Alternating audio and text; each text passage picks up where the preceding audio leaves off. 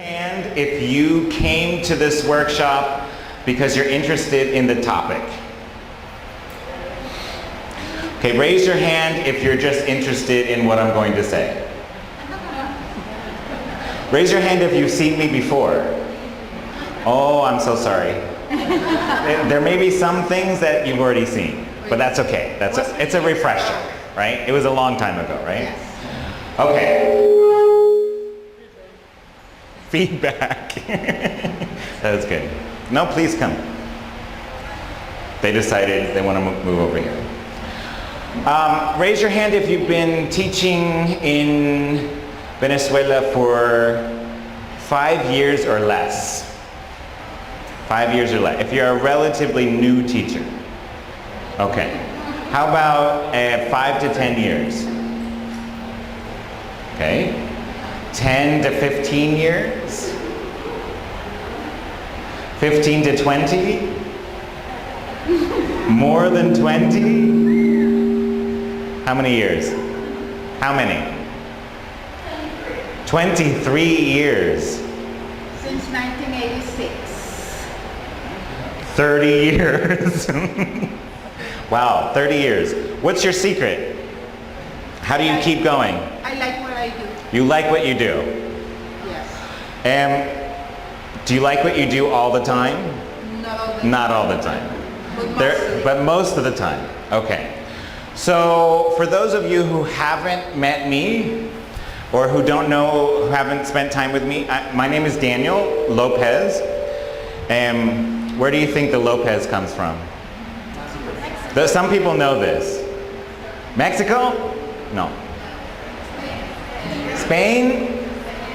Well, all Lopez's came from Spain originally, right? So that's the right answer.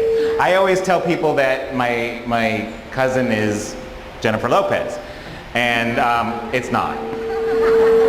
But it gets people's attention, right? Is this getting annoying? Hello? Come on in. No problem. Please come. Are there seats over here? I feel like I'm ignoring them if they sit over here. If you sit over here, it's better, I think. Yeah. Okay, so what do you want to know about me? Where are you from? Where am I from?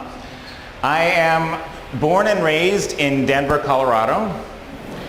Does anyone know where that is? Yes. What are we known for? What is Colorado famous for? Rocky Mountains, what else? What? Telluride. So mountains and skiing. Aspen. Denver. And marijuana.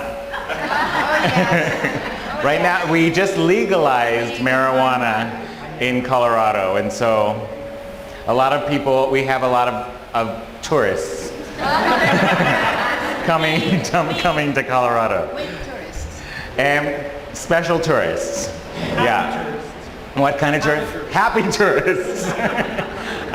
No, it's a very, very beautiful state. It has mountains, and we have, in the summer, we go rafting, and we go hiking and camping. In the winter, we're skiing and snowboarding, and it's a very active state. But most people know Los Angeles or New York. And so when I'm in the middle of the country, and I was born and raised there, so I'm from Colorado. What else do you want to know? And what about the Lopez? It's not from So my great-great-grandfather originally came from Spain. My father married a woman from New Jersey. And so my parents don't speak Spanish. I learned some Spanish growing up and when I was an exchange student. And so I was able to learn Spanish. But you're not going to hear Spanish today. It's only English. What other question? Any other question before we jump into the workshop? Speak now or forever hold your peace. There are some questions I won't answer. But most questions, I'm an open book. How old am I? I'm not going to tell you. But my birthday is next month. So we can celebrate. Okay, so where are my helping hands? Helping hands. They're having their own little party over there. She's trying to give like the password. What's the secret password so I can get inside? Okay. So this is what I showed before. These are the 6 things we're going to talk about today. Which one of these are you most interested to hear about? Which one of these makes you think, oh, I'd really like to, it piqued your interest? Number 6. Number 6. Why? Because that's something difficult, to get for the students. Do you ever feel like you're working so hard and then your students just don't respond, or they don't do their homework, or they don't raise their hand to speak in class, or they just sit there and roll their eyes, right? Does anyone have that experience? Okay, so number 6, we'll spend some time talking about. What else? Number 2, motivation is a big issue, it seems like, in every context, right? It's easy to lose motivation when you work so hard. So number 2, we'll spend some time talking about. Any others that, number 5? Because Yeah. I think nowadays with technology and stuff, people get too simple things. Right. Get their easy way Right. really fast. So if Exactly. you bring something that is really hard, they won't be as interested as any other person, and they will feel also motivated with Right. challenges. I used to be a English language specialist in Mexico, and part of my job was traveling all throughout Mexico and observing classes. And I went to one school where there was they were wonderful teachers, and I went to the 1st grade and they were doing head, shoulders, knees, and toes. Do you do that in your classes? Head, shoulders, knees, in the 1st grade, and I thought it was wonderful. And then I went to the 6th grade class, and what were they doing? Head, shoulders, knees, and toes. So that's what you're talking about. You need to keep challenging them with new material and new information, or else they just get bored, right? Good. Hello, Mary. Good. Any others? Yeah. Number 4. What does that mean for you? You have to change your activities. You gotta- do the same all the time. Right. Does that mean, though, that you have to constantly entertain your students or be like the entertainer or the clown? I've observed a lot of classes where the teacher was very, very energetic and had a lot of energy, but wasn't a very good teacher necessarily. They were a really good babysitter, right? So sometimes, like, you have to make things different, but it doesn't have to necessarily be entertainment. It has to be fun and interesting, but you have to have an idea of what you're doing, right? Not just a whole bunch of different activities. They have to be connected to each other. Okay, other ones? Okay, this is when I need my helping hands.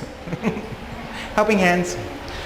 Can you pass out 1 Post-it per person? Post-it, Post-it, Post-it. No, Post-it. The little ones. Yes.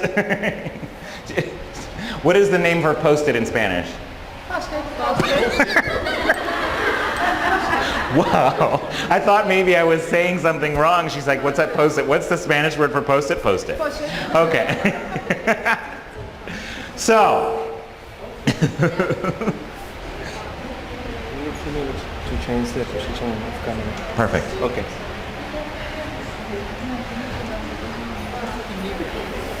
Everyone gets a Post-it. This is your souvenir. Thank I you. traveled all the way from the United States and you get a Post-it. Thank you. No. Here we can find any. You don't have Post-its? Yeah. All the materials, yeah. Materials are not. It's difficult, yeah. Well, unfortunately, you don't get to keep the Post-it. You're going to write on the Post-it. Okay? You're going to write one thing. Let's wait till everyone gets their Post-it. How many of you are from Valencia? How many of you came from another city? Wow, good for you. Who came the farthest? Where? That doesn't count. And I came farther than you. I went to Las Vegas and then Panama City and then, where did you come from? How many hours?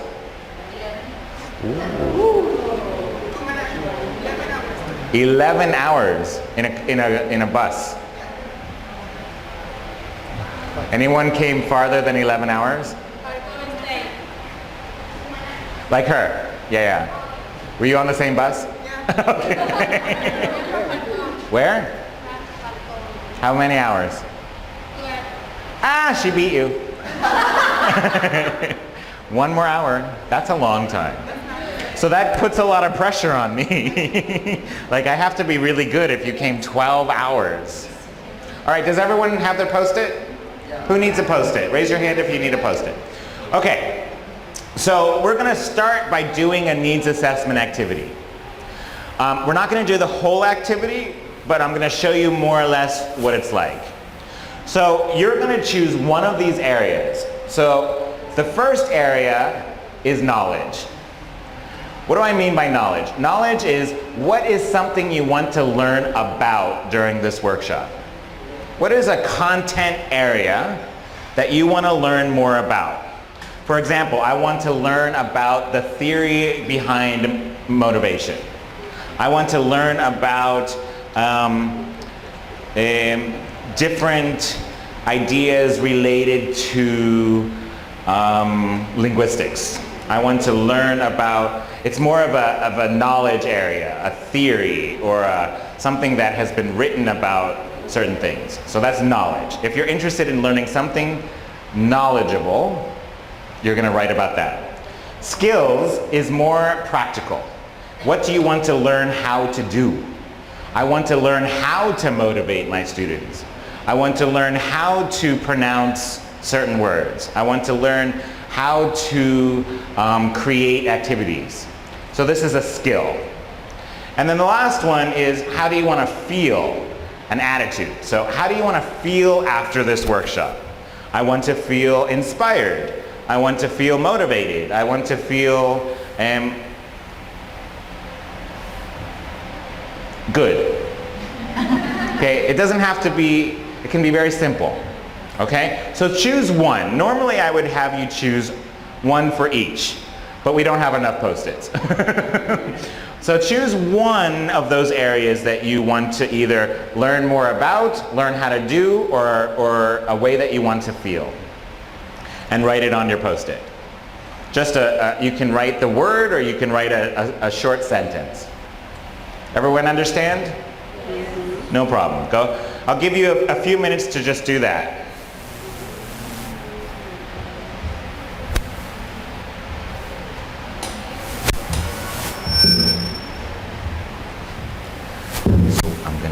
We're gonna put the Post-its on the paper. Okay. Okay?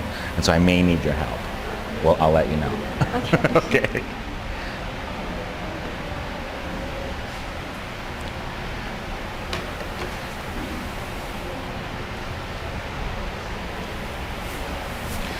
When you're finished, I want you to pass.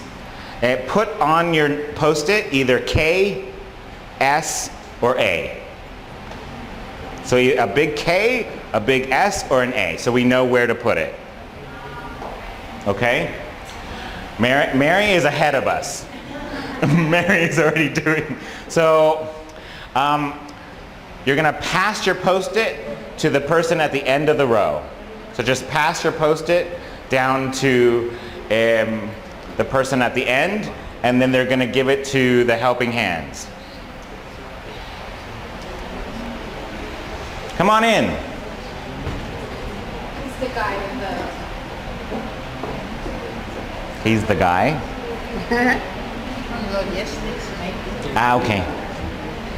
So everyone has a letter, good. So just, I put them where they're supposed to go. Hello, sir. We've met before, right? Have we met before? No. You look like someone I know. Are you okay over here? No problem. I feel like my back is to you. Okay. Can you tell Yeah. me the letters again? KSA. K, knowledge. S, skill. A, attitude. And then I need 3 volunteers. You want to be a volunteer? How's your voice? How's your voice? Do you have a strong voice? I tried. Okay. You'll be volunteer number 1. I need 2 more volunteers. I can be one. You want to be a volunteer? 3 volunteer. It's okay? Yeah. All right. Don't be nervous. We have prizes for our volunteers too. Oh, now you want to be a volunteer. No, no, no, no, no. You know what I love about Venezuela? One of the things that I found out the last time I was here, and I would say, hey, I need a volunteer, someone would raise their hand and be like, and then volunteer their friend and be like, she'll do it. I'm like, that's not really a volunteer. That's forced conscription. Okay, anyone still need their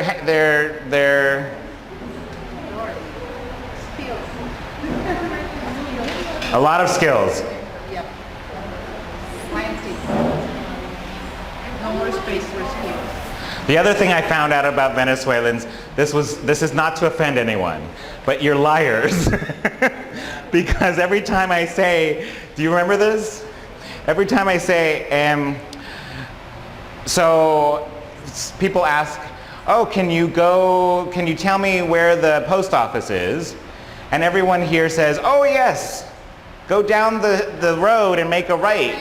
They won't tell me, no, I don't know. They'll just say, oh yes, yes, yes, go down. And so I get lost all the time because people won't. Americans, we say, no, I'm sorry, I don't know where it is. Because we're kind. Because you're kind? How kind is it to make me get lost all the time? We don't say no. Yeah, I know, it's very difficult culturally, right? To say no, I think is yeah. Or will you come and come to my party? And oh yes, I would love to. And then no one shows up. Oh, my grandmother, she's sick and I have to go visit. But instead of no, I can't come. So I thought it was very fun. I have to interpret. Okay, who's my number 1 volunteer? Okay, you're up. Come on over. All right. So you're going to read me some of the things that are up. Did no one talk about attitude? You did. Thank you. Thank you, Mary. Thank you, Happy Mary. Okay. So you have something to do. Okay, so you're going to just read a few of them Okay. in a really big voice. All right. Okay. How many are a few? If there's ones that repeat, we don't have to repeat them. Okay, great. Learning strategies. Okay. Did everyone hear that? Learning strategies. Good. Pronounce better. I'd like to learn more about linguistics. Linguistics. You're in the wrong workshop. I'm so sorry to say that we're not going to do any of that. What else? I want to know more about an effective class. An effective class. Okay. I want to know more about strategies for teaching ESL to teenagers. Okay. I want Good. to know or learn strategies to motivate my students. Great. So strategies and effectiveness and things like that. Yeah, motivation again. A lot of motivation. How to face different students' attitudes to learn English. Great. All right. Thank you very much. There you go. I got to get him his gift. You get stickers. I got stickers for you. All right, thank you. Ah, now you all want to volunteer. Let's see if I can get them all. Do you get stickers here? Huh? Can you get stickers here? No, not really. Oh, it's difficult. You used to be able to get stickers. Thank you. There you go. Okay, who's my number 2 volunteer? So you're going to do the same and read for skills. Loud. Yell it. I want to know how to motivate the students who most of the time do Okay, not like so you see the difference. I want to learn about motivation and I want to learn how to motivate. Two different things. Very different. Okay, go. The students that most of the time do not like English, I want to learn how to create speaking activities, how to challenge my students, how to keep my students motivated. And How to challenge them, how to motivate them. Motivation again, motivation again. I'm seeing a theme. Is motivation an issue here in Venezuela? Yes, it is. Okay. For you or for your students? Both. Okay. It's hard to include them all or catch their attention. Right. How to do it. Okay, so this is actually what we're going to spend a lot of time talking about. So that's good. Thank you. You get stickers too. Cool. Thanks a lot. There are these, how many of you have been to the States? Okay, so my favorite thing in the United States are dollar stores. And you go and you can buy anything for $1. For $1. I love it. Okay, number 3. Dollar stores are the best thing. Everything's made in China, but it's okay. It's cheap. So you don't have a lot to read. Just a few. Inspired. Inspired, good. Attitudes. I want to feel more prepared, confident. Activity. Integration of learning styles in activities and evaluation context based. That's how you want to feel? Okay. Good luck, good luck. I want to feel motivated. Motivated, thank you very much. Okay, you also get stickers. Give me my stickers. Thank you. Thank you. Yeah, you can share those with your students. All right, so what is this activity? Why do we do this? Self-assessing. We're assessing what? Expectations. Expectations. What about your audience? He says audience. We're assessing the audience. What am I trying to assess? On a very basic level. I said need. Your interest, your needs. What else?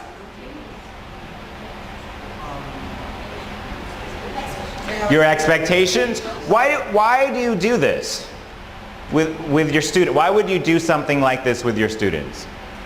To plan the activities. To plan the activities? Know what they want so I can work on it. To know what they want? Why is it important to know what they want?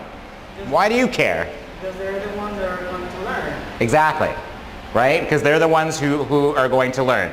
So what does this kind of needs assessment activity do to help you set the tone in your classroom? How does it help you set the tone? What are you saying to your students by doing this? I'm going to listen to you. What? I'm going to listen to you. I'm going to care about Did everyone hear that? So I'm going to listen to you. I care about what you say. You have a voice. That's not very common.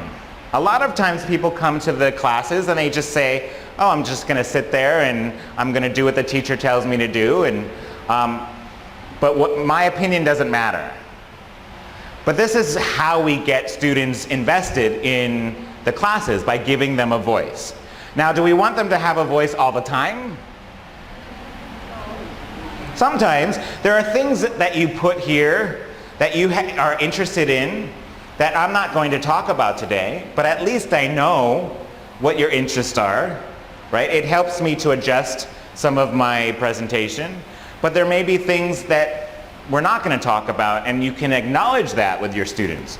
You can say, hey, I see that you're very interested in talking about rap music, but today we're going to spend some time talking about something else. Maybe later we'll talk about rap music. What else does it help you do as a teacher? A needs assessment activity like this. What does it help you do? Know your students. Know what about your students? Know what?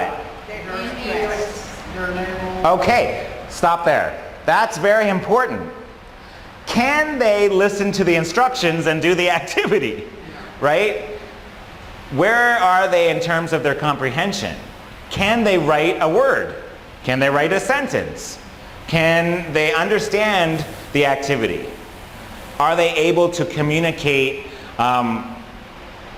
important and meaningful ways? Or do you need to step back? What if you had a class that had no knowledge of English? How can you do a needs assessment when you have a class that is very low? How do you do that? You can't ask them to write necessarily. So how could you do something similar but with a very low class? With photos. With photos, she said. There is someone over here on this side of the room. It's like a phantom voice. With photos, exactly. I've done it before where they just write a happy face, a sad face, or they're using just to express emotions, right? Or pictures. Show me a picture of something you want to learn about. Good, I love that. What else could you do for really low-level students to find out what they know, what they want to know?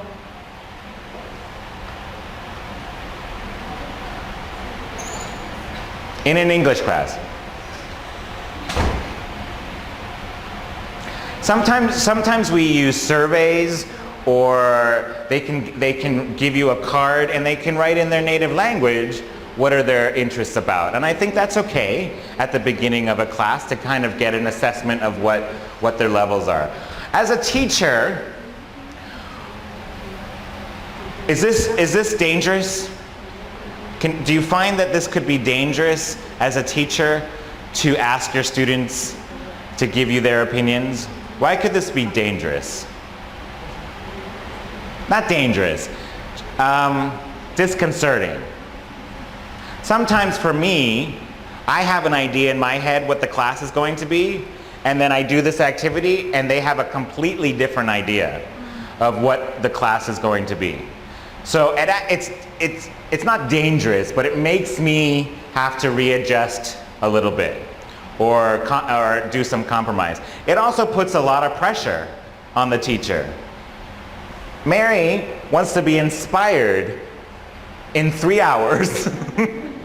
And so now I'm feeling, oh my God, if she leaves here and she's not inspired, then I haven't done my job, right?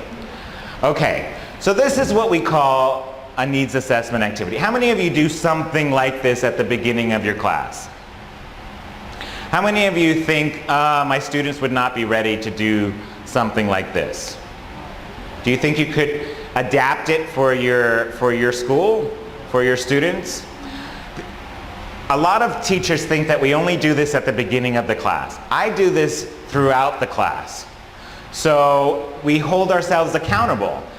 If I come to school one day and they said, oh, Mr. Lopez, we just want to sing and dance today. And I'll say, hey, but look, you guys said that you want to learn more about English. And so that's what we're going to do because you told me. Right? So there's a little bit of accountability. And when students have a voice, they also have to have responsibility. And so it's a way of building that community. Okay, I've lost my clicker. Here's my clicker. Any questions about this activity or how you would do it? Any questions about how you would do this or why you would do this kind of thing? You're building a sense of trust in your classroom. And so asking people to tell you about what they're interested in helps to do that. So, yeah. Is that a picture from Maturin? Okay, so this was funny. So last time I was in Venezuela, I went to Maturin. Anyone from Maturin? Okay, so for some reason, the local host, TESOL, had us like in a wedding hall. Like we were in a hall like this, but everything was like white, and there were like angels around, and there was a big ball, and I felt like I was in like a big party. And I think this is from, and the couches were like, yeah, okay. So that was from the last time I was here. And I do this everywhere I go, and it's always different, because it depends on what you say and what you write about. Can someone tell me, before we move on, why is it important to ask the last one? Why is attitude important? Really, we're in school, it's really about what we learn and the content. Why do I ask you about attitude? Why did you write about attitude? I write about attitude Yeah. because I work with little kids, and in Venezuela that's not normal because in the elementary school there's no more English teacher, just a few. Right, right. And I feel like I'm so lonely. I'm the only English teacher in my school, and I feel so like sad and It makes a big difference. I want to feel confidence. And Absolutely. Thank you so much. I have company. All of you for me is like inspiring. It builds you up. Yeah. It builds you up. Because of that. And that's huge. If you don't like what you're doing, do you think you're going to do it very well? No, of course not. Or if the students don't like what they're learning or don't feel something after they leave the class, then they're not going to remember it. And that doesn't mean that you have to be inspirational all the time, but you have to think about how people are feeling. I know so many people who have said, Daniel, I don't remember what you said, but I liked it. And I'm like, that's great. That's great. As long as you get some good feeling from it. Were you going to say something? We Venezuelan people are facing very Right. hard, If you're in very bad, hard situations. difficult It's situations. very difficult to be inspired. Right. And nowadays, we English teachers and teachers in general, we don't have a good salary. Right. And we're about to have a university strike. Right. That won't stand and will stop. Exactly. And sometimes you need some inspiration. Right. That's why I said To keep inspire, going. Because I have knowledge, I have the skill, I know how to teach skills. Right. I have, been teaching for Those 30 two don't years. mean anything. So Or I the 30-year I person. need some fuel. Right. Some fuel. That's a great word. Some fuel for your spirit. Yeah. And that sometimes we overlook. Not only for ourselves, but for our students. We try to work so hard in getting through the curriculum. We got to get to the present progressive. Well, the present progressive is, they're not going to remember it if you don't make it, if you don't think about how they're learning and what they feel when they're learning, right? I am learning, present progressive. Okay. Thank you. The other way also goes too. It can't be about just feeling good all the time, but not learning anything, right? Or not having that content. It needs to be a marriage of these three things. All right. So these are the questions, I think, that is when you're doing needs assessment, that are important for you to keep in mind. Okay? Questions to ask yourself and to ask your students. So who are they? So some of you teach, how many of you teach high school? I'm sorry. I teach high school too. I love high school, but one day they could be Dr. Jekyll and the next day Mr. Hyde. How many people teach young learners? Elementary. Okay. How many teach adults or university? Great. So we have a combination here. So you need to know where they are in their developmental cycle. Who are they? Where do they come from? Are they from a city? Are they rural? What is their reality? Who are they? Are they boys? Are they girls? There's a lot of different ways people learn in terms of who they are. Why is English needed? So who wants to tell me here in Venezuela, why do people take English? To leave the country. To leave the country. Okay. Well, Very sincere. that's an honest answer. Some people take it because they're required to, or it's a obligatory subject in their schools. Why else would people want to take English? Because they like it. Because they want to get a job.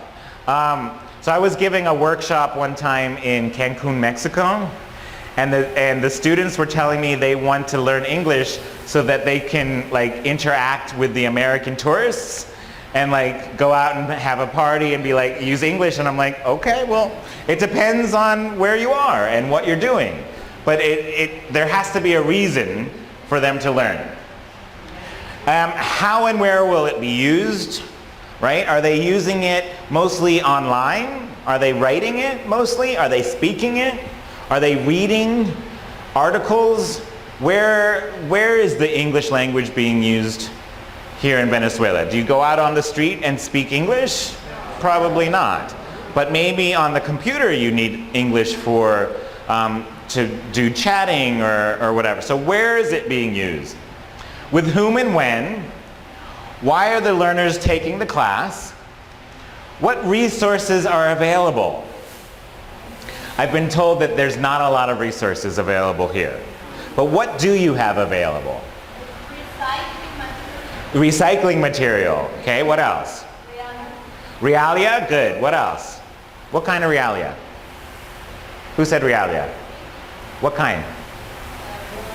Just objects, things. Great, so the desk has a name. Right, so things that you can bring from home or whatever. Okay, great. What else? What other resources do you have? Do you have technology? Sometimes. Okay, so now when I was teaching, we use a textbook and we follow that textbook. And I think now in the United States we're moving away from textbooks because there's so many online materials and resources that we can kind of pick and choose. We don't have to follow one person's idea of learning English, but we can pick and choose depending on what we want to do. Do you have language labs? No. Not really. So you don't have a place where people can go and practice English in a lab. That is becoming less popular in the States as well. We're more emphasis on authentic communication. Do you have CDs, DVDs? You can watch a movie? Okay, so you need to know what are the resources that you have at your disposal. Do you have used, what kind of teaching aids, what kind of things that you can use? When and where does the class take place? Why is this important? Why is environment important to knowing the context? What? I didn't hear. Okay, yeah. But why is it important to know the kind of building that you're in? Or what time of the day you're doing class, especially here? When it's hot, yeah. So if you're teaching, I used to teach a class, I was a specialist in Africa. And in Africa, they have a room but no air conditioning, just a fan. But the fan goes like this. Like there was no air coming from the fan. It was like even when I was really close, I was sweating all the time. And you know, I don't like heat, right? So if you're going to be in a context where it's very hot, then you're going to need to, like, you need to know, am I going to have people be moving around? Are they going to be comfortable? Are there things that I need to think about if it's very hot? Same goes for if it's very cold, or if you're doing classes right after lunch like I'm doing, right? So you know that everyone's kind of like ready for their siesta. And you know, like you need to know what is your, or first thing in the morning. What happens first thing in the morning that you need to think about? Do people come on time? No. When your class is at 7:30 in the morning? 7 o'clock. 7. Do they come on time? Most of the time they don't. Sometime or 15 minutes, 20 minutes. Right. And then Ernesto was showing me about that here now you have a schedule in Valencia of when the power is going to go out. Oh, yes. Depending on, so thinking about, okay, am I going to have power? Am I going to have need, like what are my needs as a teacher to think about the when and the where? And then what is the broader context? So in Venezuela, what do I mean by that? The broader context for English language learning. Is there a broader context? Is there a history of relations that Venezuela has with other countries in the world? Or when you speak English, do people think, oh, that person, they make an assumption based on the use of English. Oh, you're an English teacher. Is there a broader political or economic or social context behind the learning of English? I don't know, it's a question. I was in Saudi Arabia, and in Saudi Arabia, they very much think we want to learn English, but we don't want to have anything to do with your culture. And so English and culture don't go together. And I went to give a speech at a big conference on teaching American culture. And I thought I was sweating a lot. It was hot, but I was sweating a lot. But we want English, but we don't want necessarily, they think of English as imperialism or thinking about imposing the language on another culture. So you need to think about the broader context.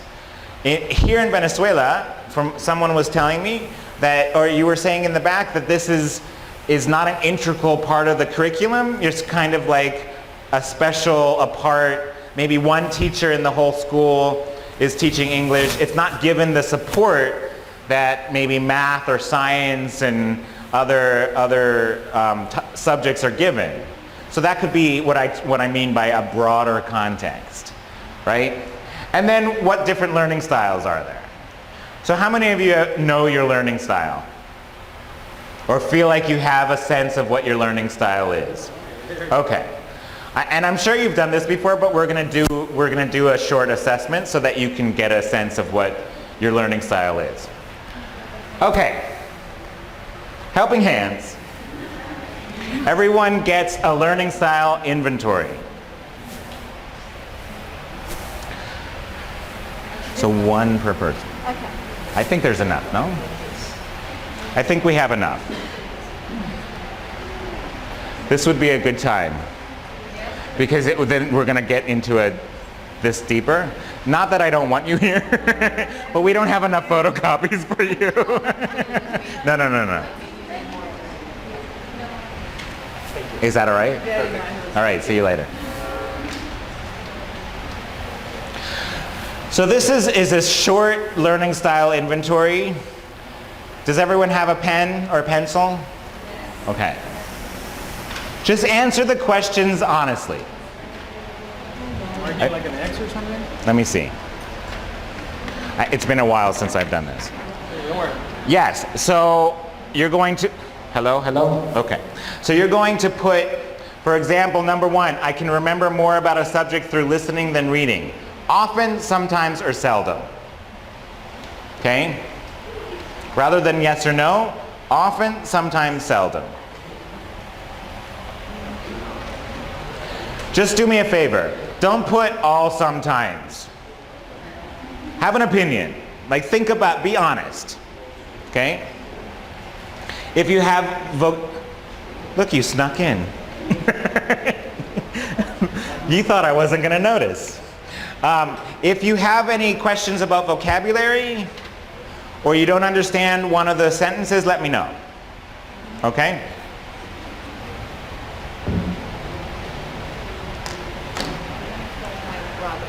Yeah, do what you have to do.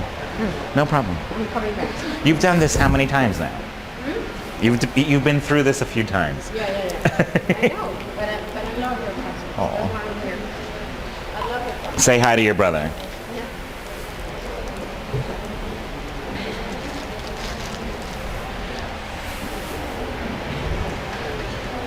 Do you have enough? Yes. Over here? No.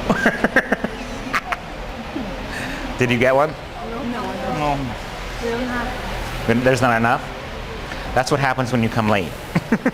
Oh, we have a long story about that. And there's always a good reason.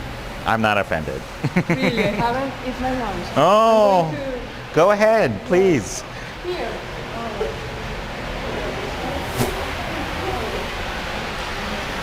You guys understand? Yeah? Can I see yours for a second? Can I see it for a second? Okay. I used two different ones, so I just want to make sure which one I'm using. Yeah.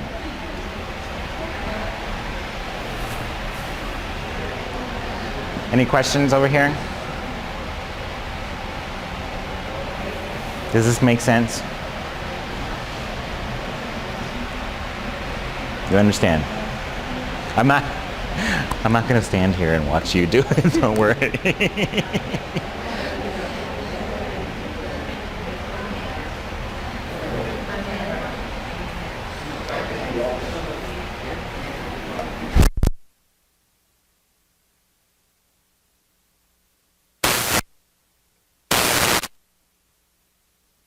Okay.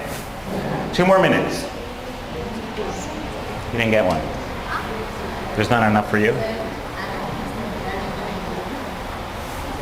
If you didn't get one of these, I think Mary was telling me that there's a place that I can post some of my materials and the presentation so that you'll have access after today. So, don't worry.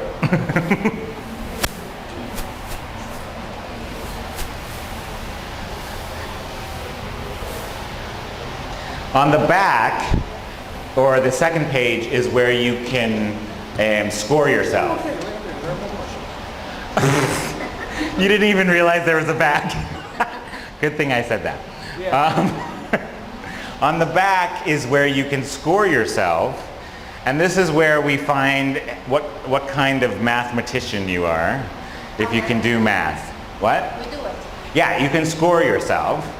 So there's certain questions that have more to do with certain styles. And there's a lot of these assessments. If you go online and you look for learning style assessment, you'll find 100. This is just one. This is just one kind of learning style assessment. Every often is 5 points, every sometimes is 3, and every 7 is 1. Exactly. I know it's a lot to think about after lunch. All the different numbers. And I'm not going to ask every person to finish. Yeah.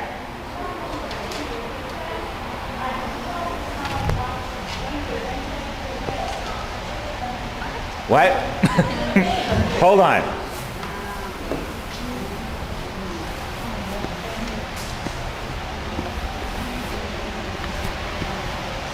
Which one? Number 8 says, I can tell it sounds.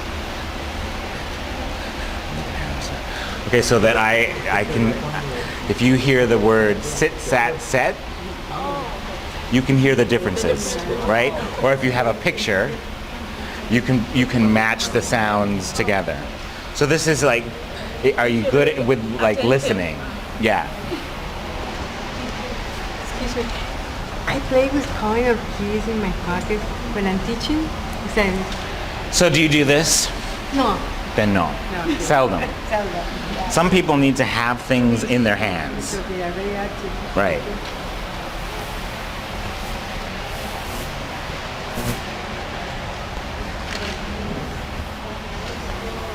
There are no extras? There's no extra? No, any. For me? It's okay. Okay, who's finished? Anyone finished? No one has finished. The questions. Now you're scoring. Okay, that's good.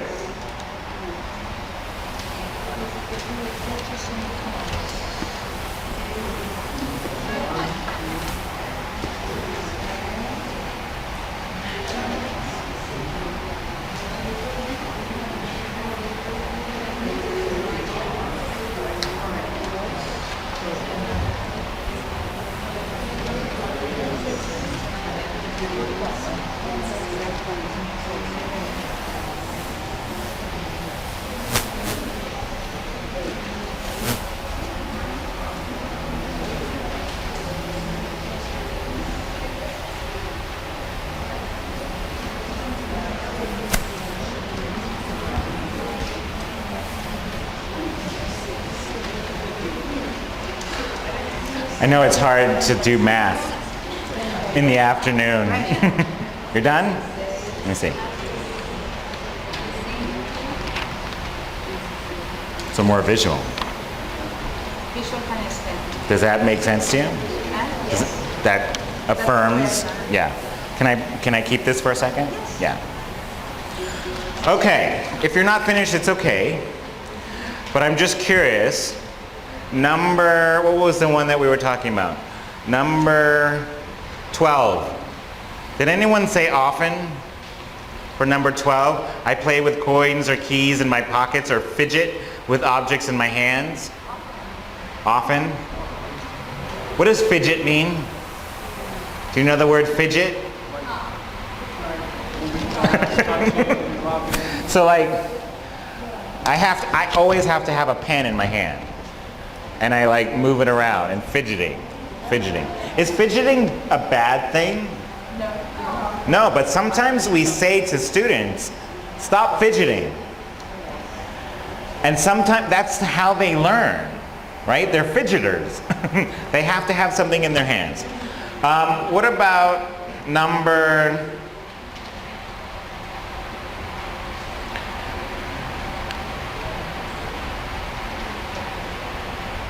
19?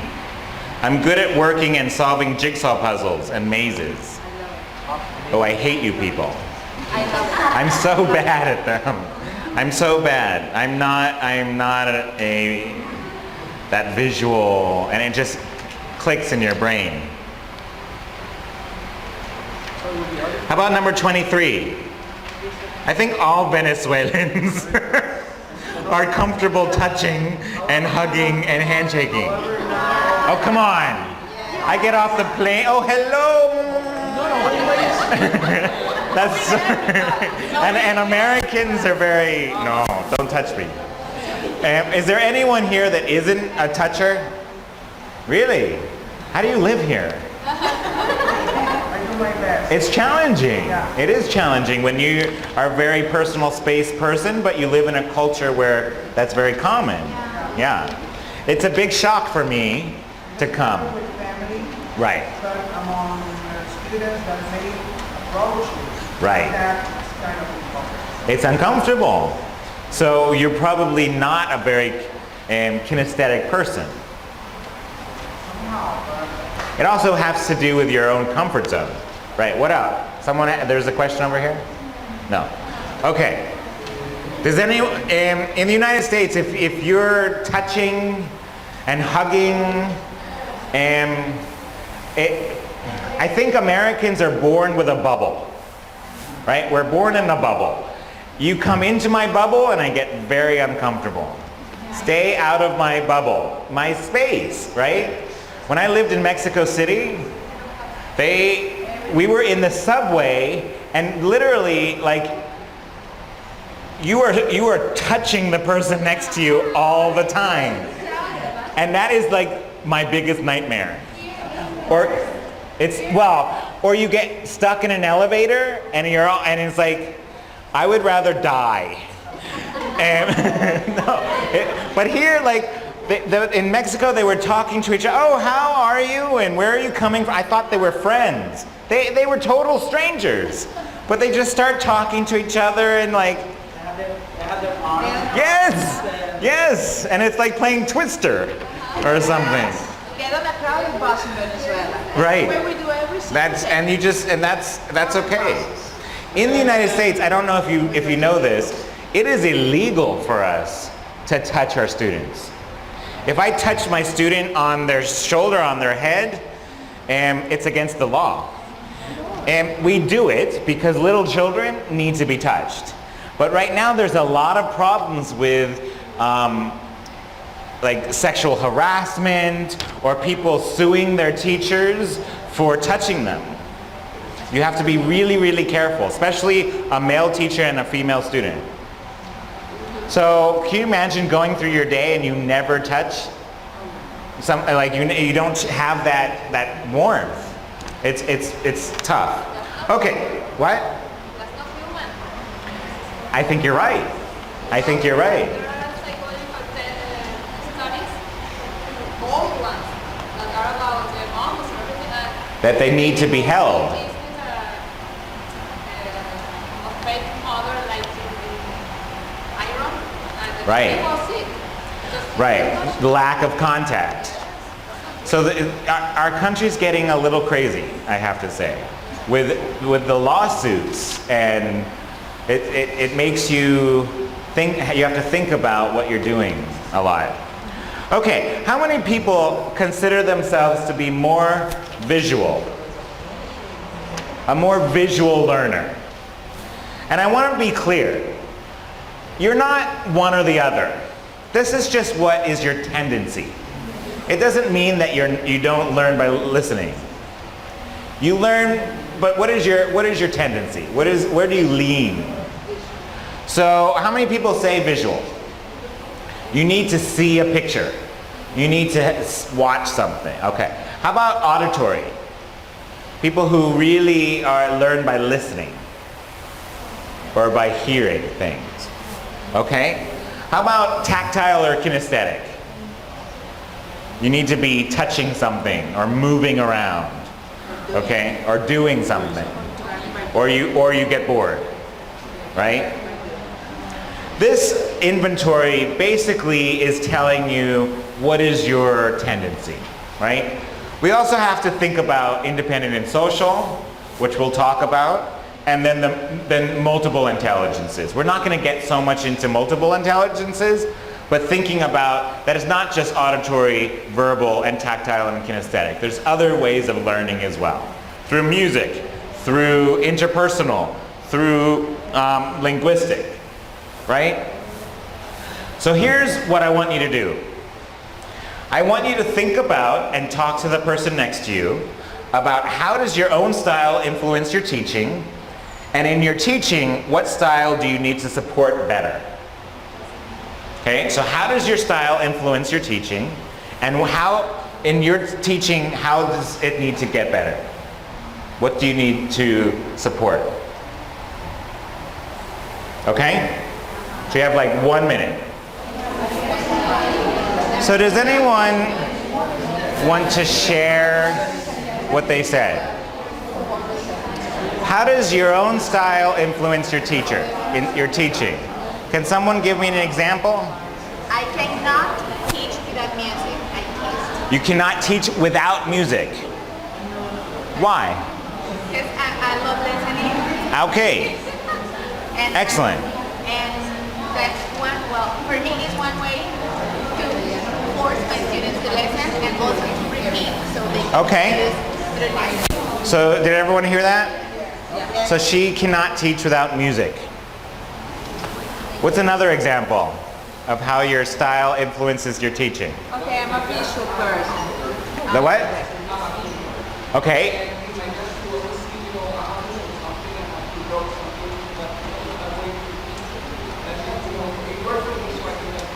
Right. There's nothing wrong with using your style as your strength, right? Because there's going to be people who have the same style and they need to see something. And it's not one or the other. You can do pictures and music, right? You can do movement and video.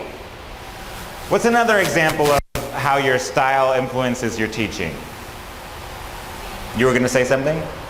I'm a visual person, so I use markers with different colors on the whiteboard. Okay, different colors on the whiteboard. Right. Spaces to indicate the person in the complement, to indicate the subject of the Yeah. sentence. I'm a visual person too, and I need to see an agenda. I need to see what is it we're doing, what are we doing? A teacher who just kind of goes throughout the day and there's no direction and I don't have a sense of what we're doing, and I don't respond very well to that. So what about this other question? What do you need to support better? What areas do you need to support better? I usually let my students completely write everything. Okay. I assume that they understood. Of course, I put a lot of effort for them to understand me everything I'm telling you. Right. And like them, like using visual resources and stuff like that. So whenever they have, can you please let me know? Oh, sure. But Right. you still have to slow You gotta be patient. Exactly. Right. But because if not, I will erase everything. Right, or can you write that word up on the board? Right? Do you let your students get up and walk around during class? It's not very common, but yet we could do more of that by helping those students who need to get up and walk around during class. Do you realize that most people, most children are tactile and kinesthetic? And as we get older, they don't change their learning style. We change how they're supposed to learn. We say you're supposed to sit in your desk and listen to me. And so, of course, you're going to have students who are fidgety, who need to get up and move around. Why don't we? Why don't we let them get up and move around? Class control. It's all about control. The teacher needs to be in control. So if we have chaos in our classroom, or what we think is chaos, I teach next to a math teacher, and the math teacher thinks I'm just crazy because their students are in their desks all the time, and my students are never in their desk. They're always moving around, and he thinks that I'm out of control. I know exactly what I'm doing, but I just have a different approach, right? But it could get, how many people do you have in your classrooms? It could get a little crazy. If you have 30, 40 students who are up and moving around, then you spend all the time trying to get them to quiet down, or you get them into different groups and the class is over, right? So what activities or strategies can we use for different learning styles? So I'm going to go through a little bit of these things. So visual learners. Posters. Can you get posters? If you can't get posters, you can make the posters. Okay. Word wall. I'm going to show you what a word wall is. Books, pictures, realia, flashcards, graphic organizers. How many people use graphic organizers? How many people don't know what graphic organizers are? Okay, we're going to show you some examples. This is a word wall. Do you ever see those magnets that you put on the refrigerator? It's the same concept but bigger. So they're words that you can put up on the wall, and you just have little note cards, and you can make sentences, or you can put them into different groups, all the nouns, all the verbs, so these are what word walls. And the difference between a classroom in Venezuela and a classroom in the United States, when you walk into a classroom in the United States, there's things on all the walls. And here there's nothing. And I understand that because you're not in the same classroom necessarily. Or if you leave things on the walls, they won't be there later. And so you have to carry everything with you. This I like because you can take it down at the end of the class. You don't have to leave it on the wall. But for people who need to see the words, right? What about auditory learners?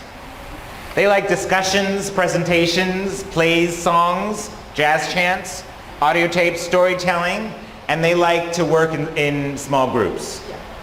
And so you can do a variety of those activities. Tactile kinesthetic learners like hands-on activity, total physical response. How many do TPR? You've done TPR? I hate TPR, but I do it because I'm not a movement person, but some of my students are. And so I don't do it all the time, but I'll do it when I find that they're getting fidgety. Like right now. Board games, role plays, projects, field trips, things that they can get up, move around, and do, right? What about these people? What considerations do we need to keep in mind for social learners? For social learners. What is a social learner? That works in groups, who like to work with others. So we do group work, we do cooperative learning, we do projects, we do things like that. In the United States right now, all the emphasis is on social learning. But I was an independent learner. I hated group work when I hated role plays. I just wanted to do my own work. So what can we do for the independent learners? For those people who are not into social learning? Yeah? Like what? A what? A puzzle, maybe, yeah. So I was the student who was always sitting in the corner reading a book. And I think it's okay. That what? And that helps that person build their autonomy, right? So the independent learners also love to do journal writing, like just that they're writing about what they're thinking. And they love tests. Why do individual learners like tests? It's a challenge, but why else? We love tests because it shows what I know. It doesn't show what my group knows. It shows that I have the information. To be graded based on what he's doing, for me doesn't make sense. Cooperative learning, wow, wow, wow. But I want to show you on a test what I can do. And tests actually can be very effective for independent. So it doesn't mean get rid of the independent learners. But just know that you're going to have some social learners and some people who don't want to be in a group all the time. Right? Okay. So, motivation. This is an issue. So I want you to go back to the person that you were talking with, and answer these questions. These are the questions. What are some factors preventing your students from being motivated? What are some factors getting in the way of your motivation? What are the consequences of having unmotivated students and teachers? What motivates you and what motivates your students? Okay, first talk about the negative, and then we'll talk about the positive. So what contributes to not being motivated and what helps you become motivated? Everyone understand? Okay, 5 minutes. Short discussion. Go ahead.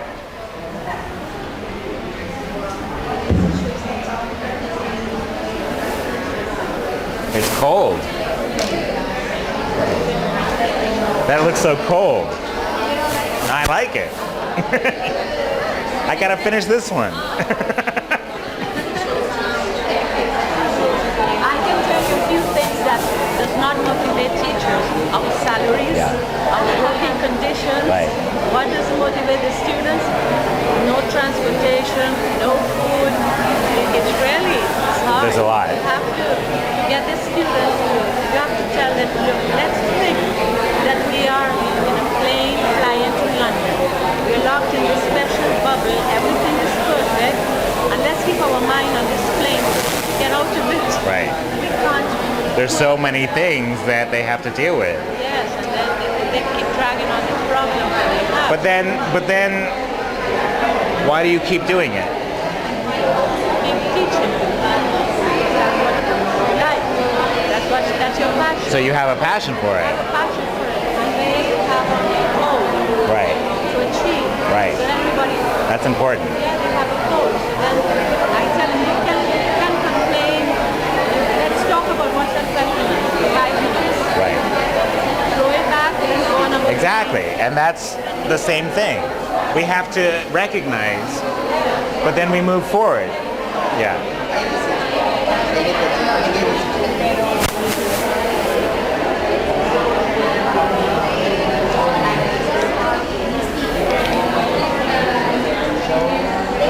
Question. Uh-oh. Yeah. I have a question about Yeah. the second question. Yeah. What are some of the factors getting in the way of your motivation? Is for raising the motivation or? Yeah, so what are the reasons that would prevent you from being motivated in your job? Because it's still negative. What? Still negative. Yeah, for you though, not for your students. Your students may have to travel a long way to get to school. But you may have other reasons why you don't want to go to work every day. Or some days. So this is focus. It could be anything. Yeah. But this is focused on a teacher. The first question is focused on the student.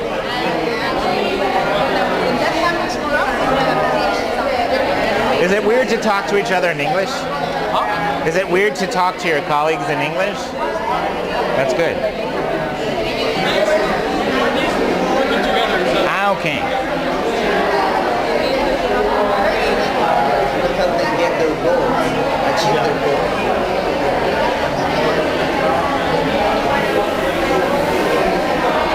How's it going back here? Where do you teach? Where do you teach? Here, in Valencia. Okay. So you didn't have to travel very far. You didn't have to go, yeah.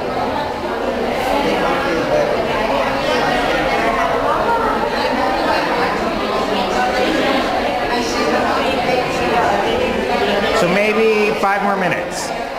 5 more minutes.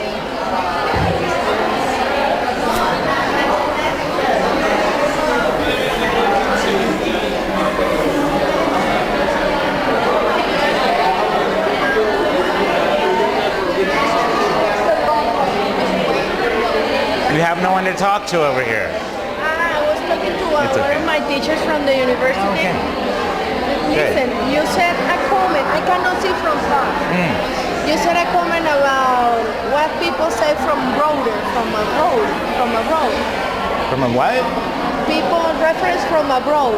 Uh-huh. I was once with an audience and they were telling me, where is Venezuela in Europe? And then they said, oh, Venezuela is a country from which there is a lot of drug and coffee. And I said, no, that's the next. That's Yeah, Colombia. they don't see them as different. And the other said, it's people with AIDS. There are a lot of people with it. No, that's Brazil. So they don't know. Yours is the country in which there is a crazy guy similar to Fidel Castro. And I said, That's the one. That's the one. That's funny. We okay back here? Finished?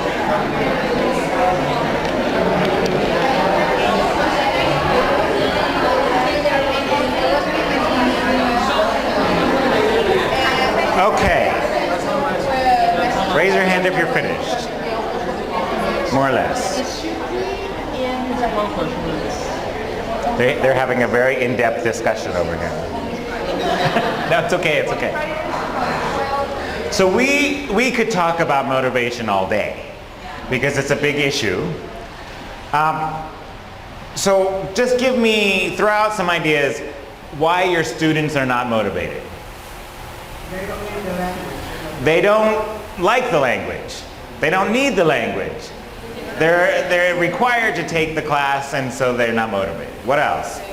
They feel they can pronounce the best way ever and being harassed by the other students. So they think maybe they're going to be made fun of, or they're going to be laughed at, or they're embarrassed. Yes. Okay? So their parents, but they don't. So it's more about the parents. Right. It's like I was not motivated to play the piano because my parents said, you're going to piano lessons. And so do you think I still play the piano? No. Well, twinkle, twinkle, little star. What else? Students are not motivated because?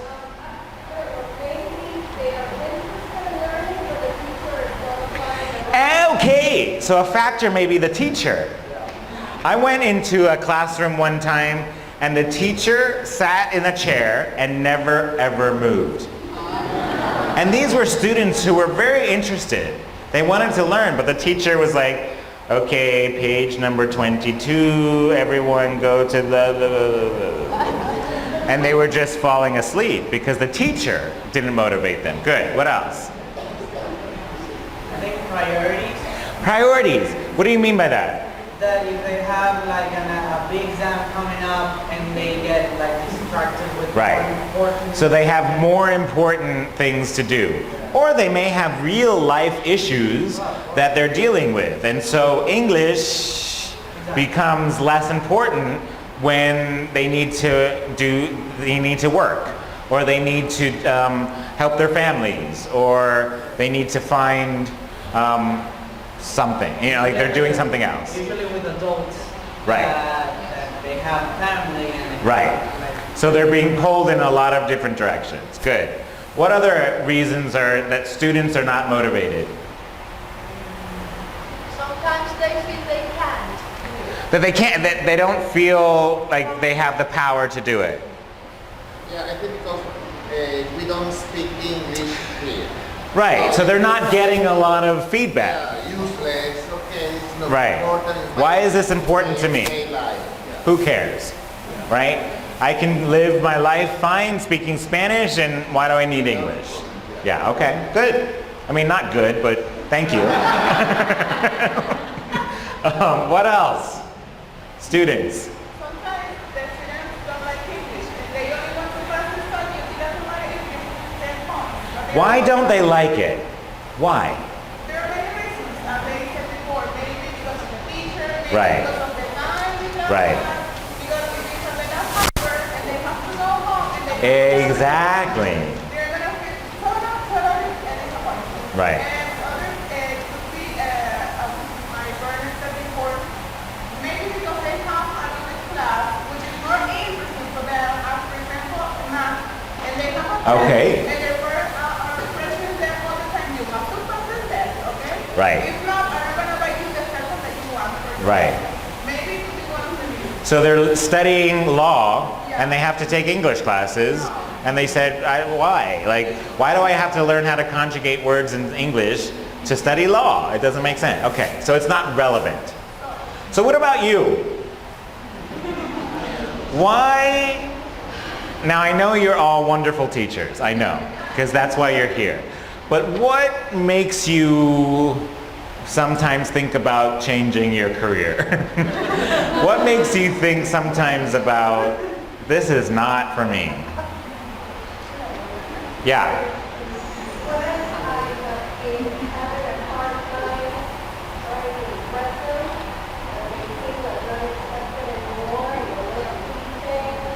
So sometimes you get into a rut. You're just like, okay, what am I doing? Am I doing it right? You question yourself, self-doubt. What else? Yeah. Lack of interest from the students. Okay, so the same thing applies to us. If they're not interested, then we get kind of worn down or burnt out because we try so hard and then they just aren't responding, right? What else is making you less than motivated? Your personal life can affect a lot. Your personal life can affect it, right? For sure. What? Money? How many people here have more than one job? Like you have to do more than one job to make it work sometimes. And teachers in the United States don't get paid a lot of money either. And a lot of us feel like we have to work in the summer when we should be resting or traveling, that we have to have another job in the summer or in the afternoon and evening, or we have to do tutoring, or we have to do something so we can make ends meet. And so we don't get rewards in terms of monetary rewards for what we do. And we need to make a living, right? What else? How about your administrations? Are they supportive of you? Do you have politics that maybe get in the way? Sometimes? Yes.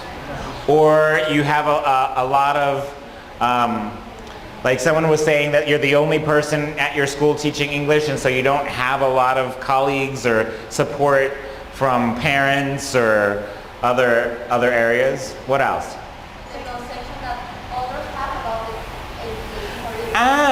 Someone told me, there's an expression in English, I hate this expression. Now I have to remember the expression. Those who know, do. Those who don't know, teach. I think that's an awful, but that's the perception, is like, oh, well you weren't smart enough to be a lawyer. You weren't smart enough to be an engineer. You're a teacher. And I never understood that. I want that person to be a teacher for one day and see how much work that we do. But there is some perception.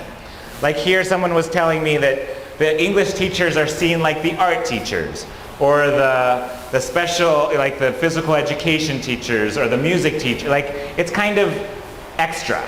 It's not central to the curriculum. It's kind of, oh, when we have time, we'll do English. Or it's a game. It's more about playing a game or something. Okay. Any others that keep you from being motivated? Appreciation. Security, what do you mean? I don't know. I live very far from my school. Okay. And something, it's like a ghetto place. So like safety, physical safety. Sorry. No, security is the right word. I'm just curious, like, is it physical? Yeah. Because sometimes I'm going to my work and somebody calls me like, don't go in because somebody Right. Right. So you need to think about, right. I don't know, a robbery, things like that. Right. That's a very important to bring up. Okay, so let's think about the positive. Because we know that this is a hard profession.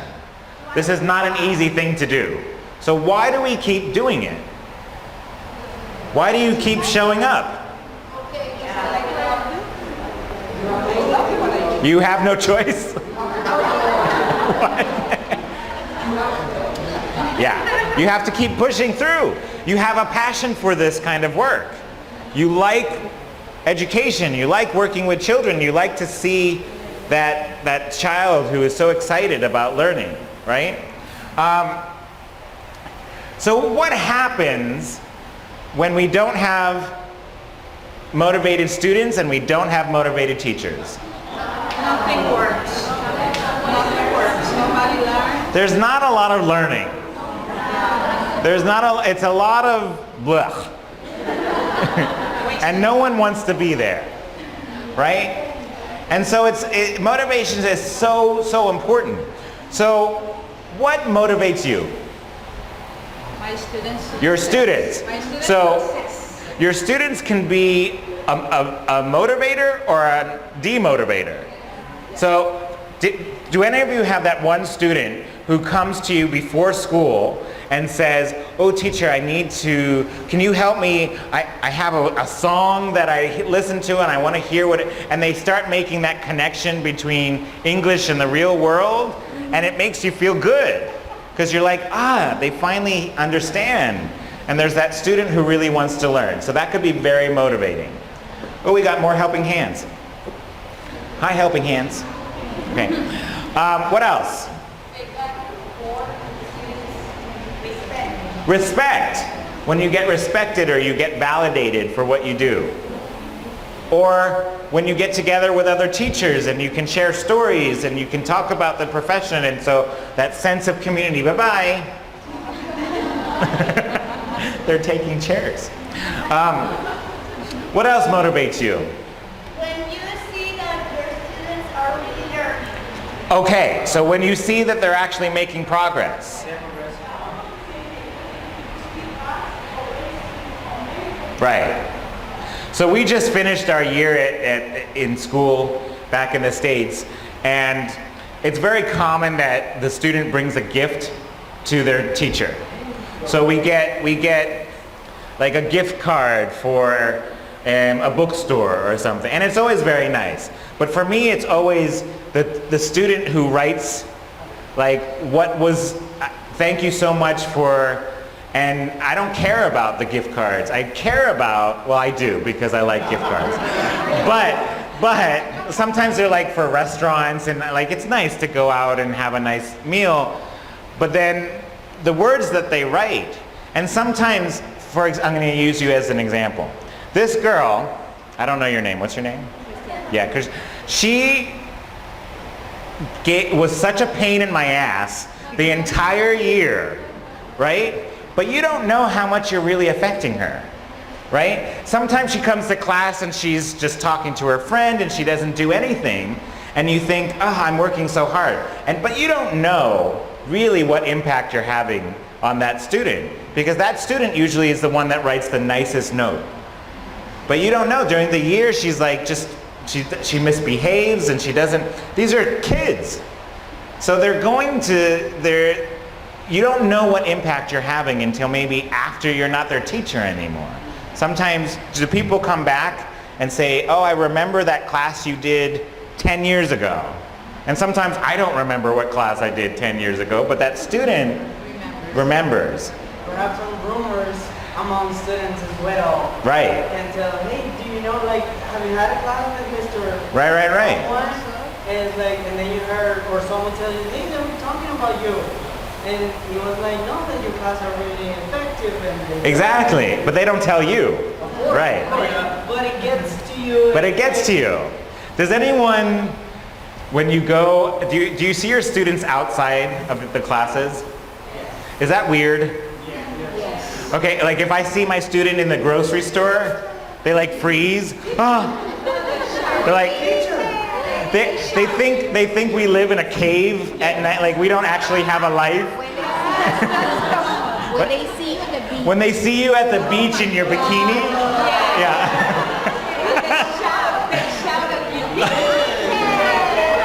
That I don't understand. At first, when I was working in Latin America, I thought, do you remember this from last time? They say teacher, but their pronunciation isn't perfect. So I thought they were saying t-shirt. T-shirt, and I'm looking around and I'm saying, why are they calling me their t-shirt? But yes, they see you out in the real world and they're like frozen. What are you doing here? You buy toilet paper too? Like, it's the same, you're just like me. Like, okay. So you do have impact, and that I think can be very motivating.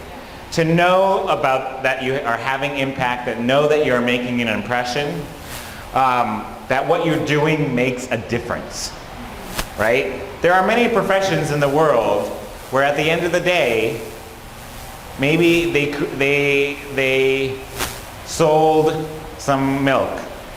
Okay, but you have real impact on real people. And English teaching is not just about English. It's about how to be a good person and how to work together. And what kind of values do we like? So what motivates your students? What? New, like variety. New strategies, some variety, some different. Not head, shoulders, knees, and toes every time. Not the test. So the test is not motivating, but some new activities beyond the test. What else? Technology. So they know about these how to do this. And so using that to your advantage and using technology so that they can see that, oh, English and technology will help me, open some doors for me. What else motivates your students? Not just write on the board, but show videos. Okay, so some different materials and resources and not just do the same thing every day. There's one thing that motivates students more than anything else. Don't you hate these kind of questions? Because if you don't get it right, I'm like, close. Next. What do you think? I was actually listening right before you. Okay. And I was about to say that music really helps. Music, right? So things that they have in their lives. Sports, music, right. Things that they like, movies, all of those things are very motivating. Those things they encounter in their everyday life. Right, right. When they have the opportunity to travel even to Aruba and they say, oh, I know little English, when they can communicate So they can, efficiently, it's a they real come back and communication. say, teacher, I could speak, you Right. understood me, I understood people. Right. That motivates So them a lot. this goes to the concept that the number one motivator of students is, drum roll, success. Yes. Say it again. Success. Success. So when they know that they can be competent, we talked about the ones that they're afraid of speaking, they're afraid of making a mistake. That's very unmotivating. But those people, when they actually can achieve something, and when they find out that they can do it, they want to keep doing it. And that's why we don't want to have too difficult or too easy. Because the too difficult, they give up. Too easy, they get bored. We need to show them, keep them challenged. So success being the number, so you need to make sure that your students are applying their knowledge, right? Where's my clicker go? I keep losing my clicker. Are you hiding my clicker? Okay, so I'm going to talk to you about certain tasks that we can do to motivate your students better. Mary has promised that she's going to put this online. So you can take notes if it helps you, but I'm also going to give you a link where you can find this presentation. Okay? So number 1, present tasks properly. What do I mean by that? How can you present tasks in a more motivating way? How do you do it?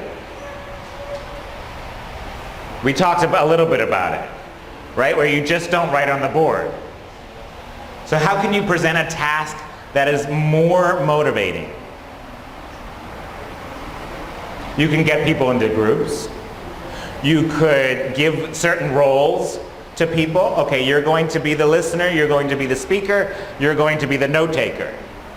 You can present tasks where they're more involved. You can have them get up and move around. You can say, okay, we're going to do an activity where you're going to give your opinion. Everyone who thinks yes, over here. Everyone who thinks no, over here. You don't have the room, you can stand up. Okay, stand up if you agree with the statement, Donald Trump is a great person. Don't stand up. Okay, good. Careful. I told Mary I wouldn't get political, so the embassy wouldn't be happy, right? Okay, number 2 and 3. Oh, by the way, this is from research done by Zoltan and Sizer, and I can give you the resource so that you can explore it more if you're interested in motivation. Number 2, create a pleasant and relaxed atmosphere in the classroom. How do you do that?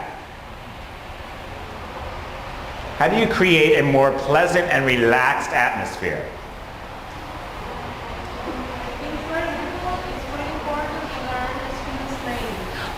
This is so crucial. Hey you does not motivate a student. Hey Jane makes Jane more interested. So know their names. Sometimes we don't take the time to know their names, especially when you have a very large group, right? Okay, know their names. What else? Having a relaxed attitude in teaching.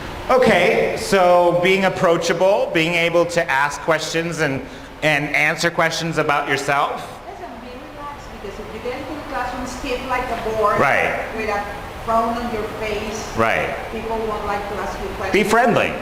Be friendly. Okay. What else? Like sitting next to them, not only standing up and just like in front of the class, but moving around and changing places with them. That's true. In parts of Africa, there's a stage that the teacher cannot go off the stage. And so there's very little contact or interaction that the teacher has. And it's very lecture oriented. So moving around and getting to know them. What else? Humor. What? Humor. Now you gotta be a little bit careful. I get into trouble all the time, don't I? Because sarcasm does not translate all the time. Like I'll say, oh, you look so nice today, and I'm being sarcastic, and the woman said, oh, thank you so much. But then if I was, like, you have to be careful with your tone, right? Someone said to me, oh, when I was living in Peru, and they said, estás muy gordito hoy. You would never say that in English. Oh, you look so fat today.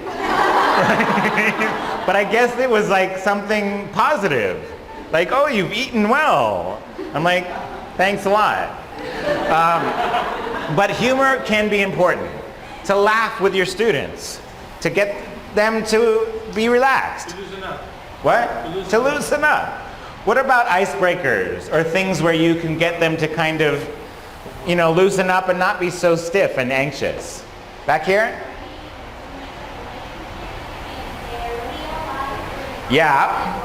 So making that connection between their real life and what you're doing in the classroom. Also be careful when you correct the way you do it. Okay, so if they're saying something and it's taking them a lot of effort, and you say, oh, no, you want to say I went, not I goed. Or you interrupt a lot. Right, if you're interrupting, then they shut down. So letting them make mistakes, getting fluency is important. There's a lot of ways. Some people use music. Someone over here said music. And so getting them to relax by, I know a teacher that every time they start a class, they start with music. And it just gets people to feel relaxed. Do any of you know about Suggestopedia? Okay, I think it's so stupid. Sorry, Suggestive, but it's like they have couches and they're like, they come in and they're like, teacher, I'm so relaxed. And I'm like, maybe in Colorado, but not, for me, it doesn't work because they get too relaxed, right? And then you're like, you want them to actually do something, but create an environment where they feel relaxed. Developing good relationships with your students. Does this mean you have to go and have beer with your students? No. Some teachers think, oh, I have to have a good relationship with, I have to socialize with my students. No. Oh, that would be weird. But getting to know their names, or having some contact where you're interested in them as people, right? Okay, how about number 4 and 5? Increase learners' linguistic self-confidence. How do you increase their confidence? One is the error correction, right? Not always correcting their grammar. Yes.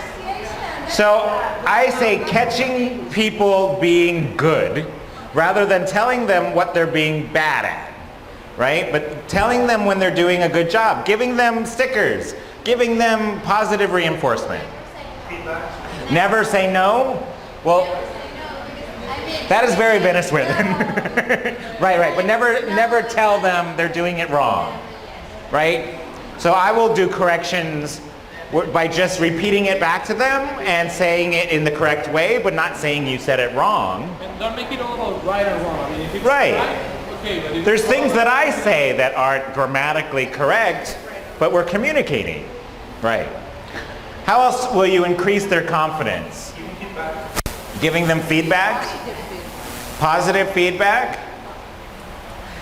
Helping them understand how to get better. Right? It doesn't mean that grades are one way of giving feedback, but there's other ways of giving feedback to tell them, okay, now you need to work on your pronunciation. So here's how we're going to, giving them a plan, right? We call it giving them a ladder or a step so that they can go from one level to another level, showing them the map. And then setting a personal example, an example with your own behavior. How do you show your students about that you're motivated to learn English?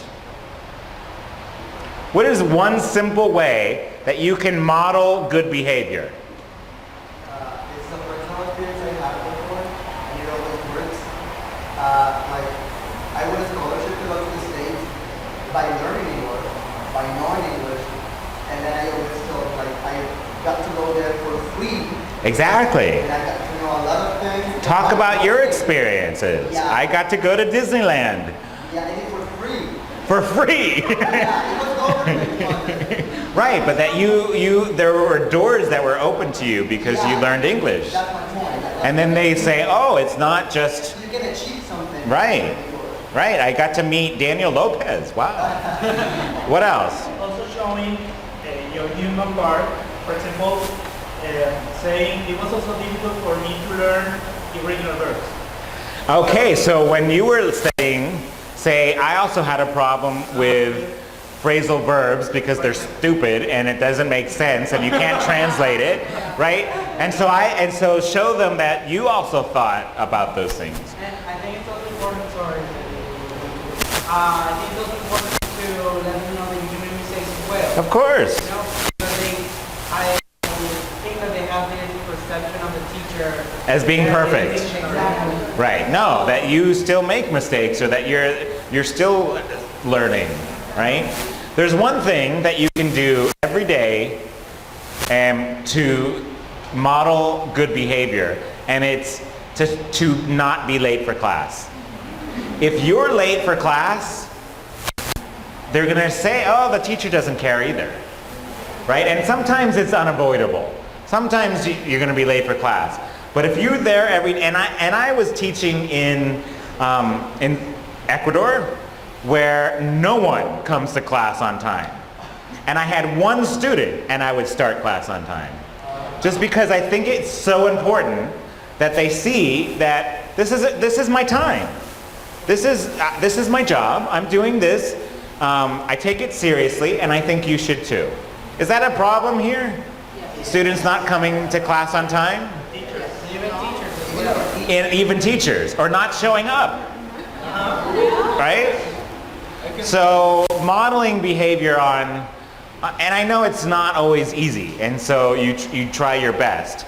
But I used to, and then there would be teachers who would say, but then I have to repeat everything for the students who came late. And I never repeat. I always start class by doing some kind of a game or an icebreaker. And those people who miss it, I'm sorry, I say sorry. We did something fun at the beginning of the class. You didn't get to the stickers. But do something where they want to show up on time. But if you do content right at the beginning of class, it can be difficult because then you have to repeat the content. I do a lot of practical activities at the beginning of class. Okay, make language classes interesting. We talked about a variety of different activities and materials and being interested yourself. Promote learner autonomy, so getting students to do work on their own and getting them to think about outside the classroom and bringing things in and doing. How many of you give homework? Is it common to give homework? What kind of homework are you giving? Depends on the assignment. I hardly ever give homework unless what they're doing is going to be relevant to what we're doing the next day in class. So usually my homework is go and find out more about something, or go and read about a certain topic and then we're going to have a discussion.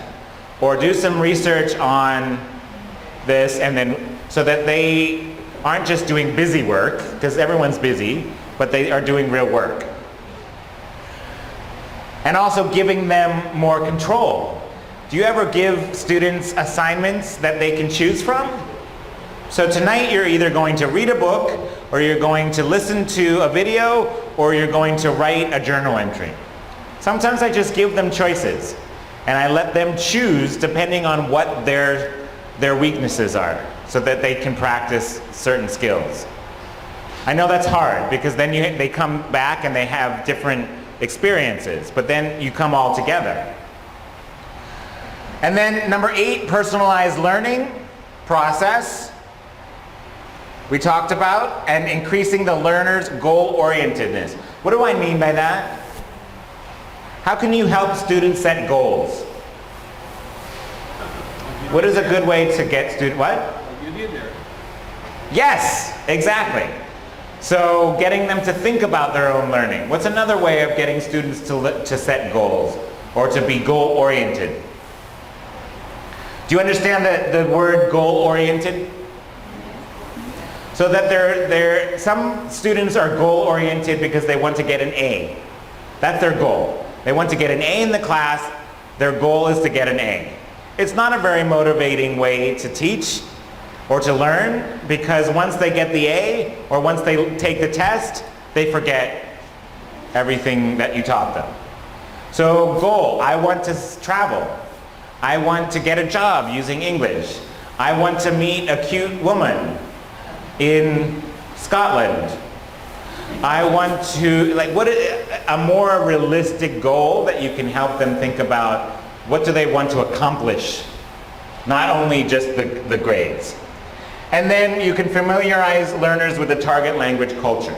Despite what happened to me in Saudi Arabia, I do believe that language and culture go together. They have to. What? When they said they didn't want to learn about American culture. What happened to you? What happened to me? In spite of what happened to me In Saudi Arabia. what happened to you? They just were not interested in learning about American culture, and so they just wanted the language. This happens sometimes also in China. There's a lot, they want to learn the language, but then when you hear a Chinese person speak English, it doesn't have much intonation. And so they're not learning the actual rhythm. They're learning the words and the grammar, but they're not learning how to communicate very much. And so when you separate them, it becomes almost impossible. So you got to know what kind of culture your students are interested in. Pop culture, the culture, if your students were learning about US culture, what would they say? What do they learn about? Music. Entertainment. What shows do you see down here that are popular? The Kardashians? Oh my God, oh right. That is not typical. The Kardashians are crazy. They're not real. What else? Who else? Values. So things that will help them think about more than just the language itself, but the culture as well. How many of you feel like I am not from that culture, so I can't teach about that culture? Does anyone think because you're not an American, you can't teach American culture? I don't think that, but if you don't have the experience, you need to have the experience. You can teach it. Or you need to have the curiosity. Exactly, at least to look. Right? To think, where can I find some more information?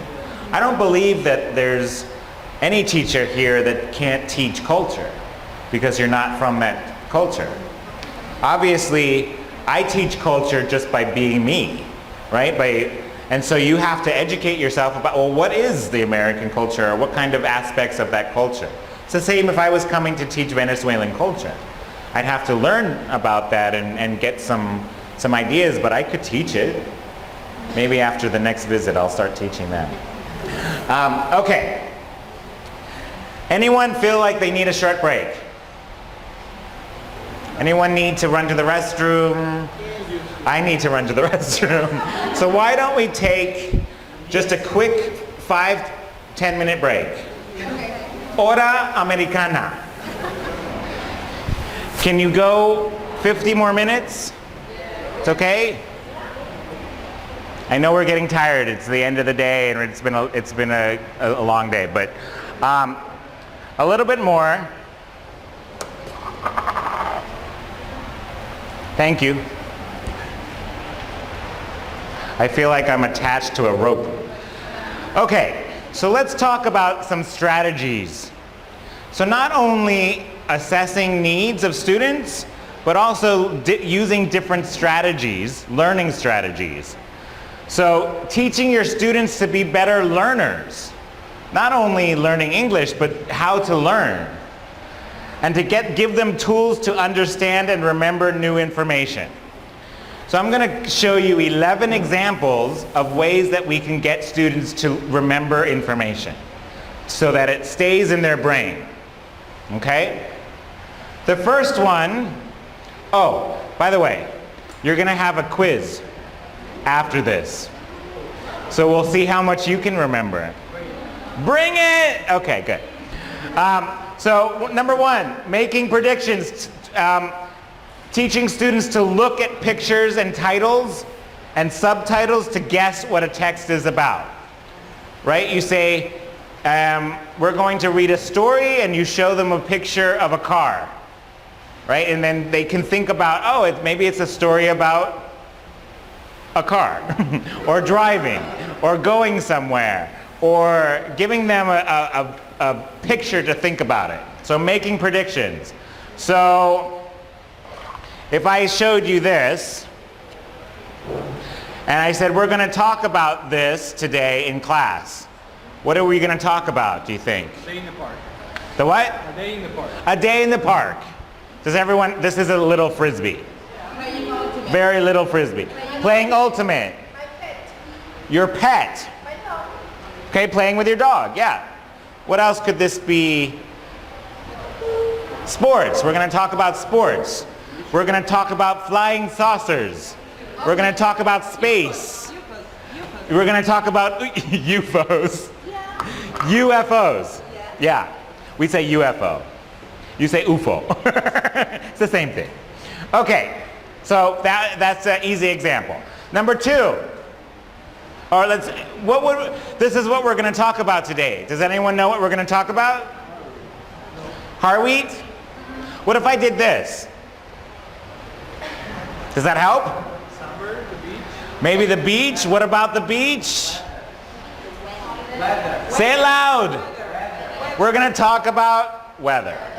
So sometimes I just change the spelling and I give them some clues and they have to think about what is that we're going to talk about today. So we start with heartbeat and we end up with weather, right? This is what I call a trick.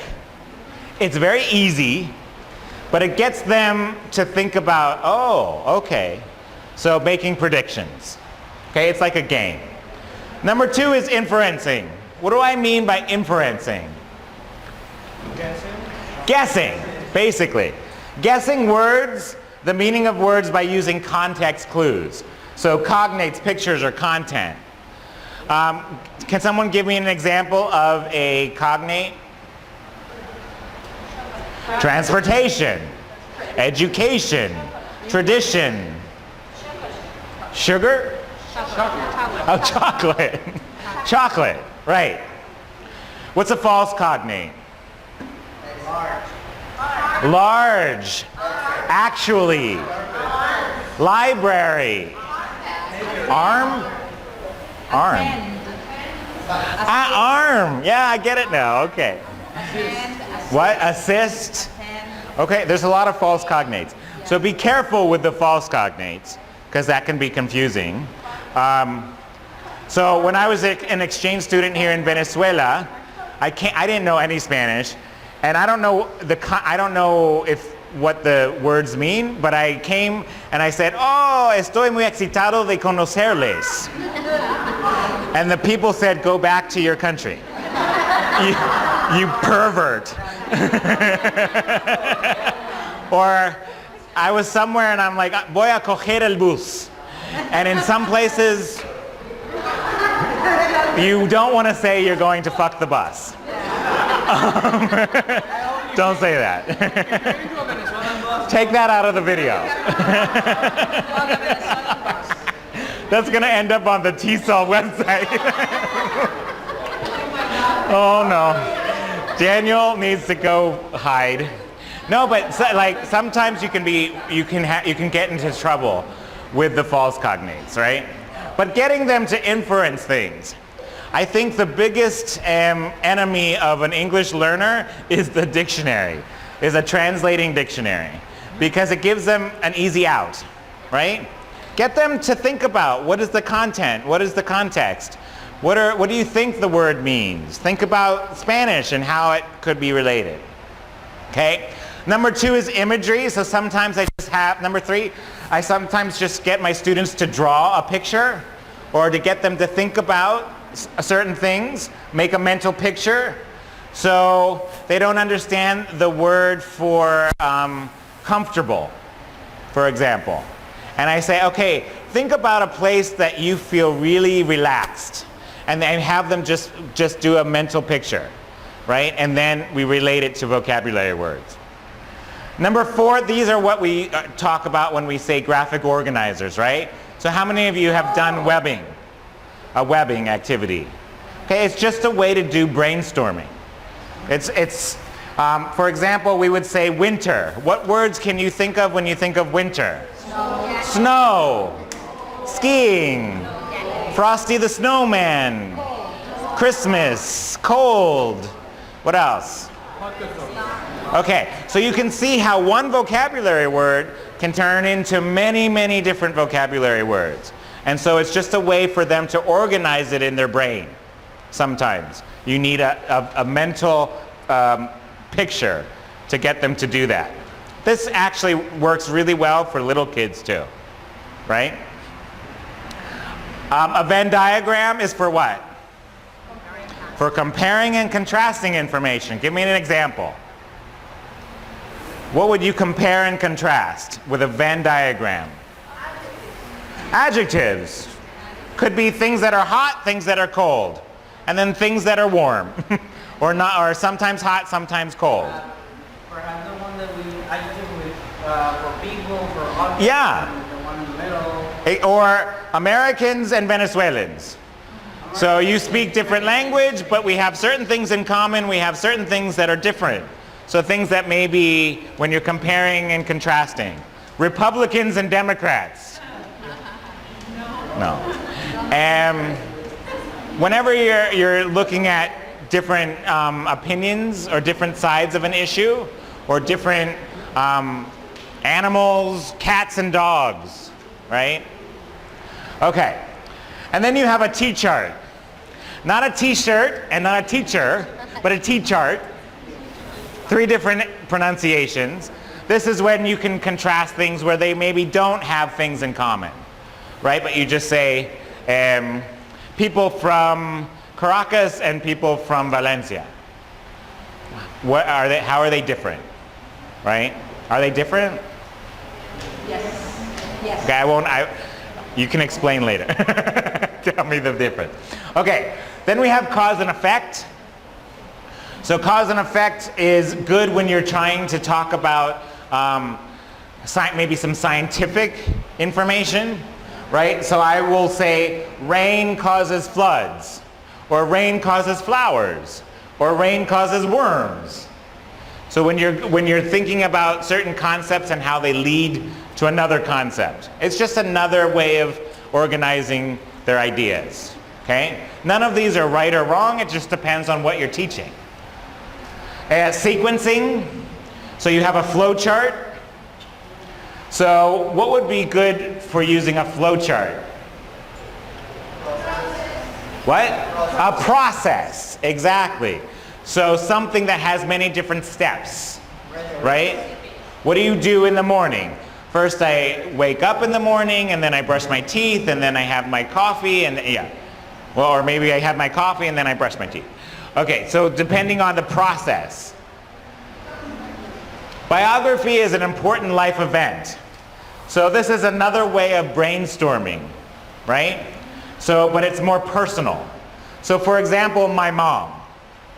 What could we do with a biography about my mom? She was born in New Jersey. She has 2 children. She likes to swim. So just anything related to a person.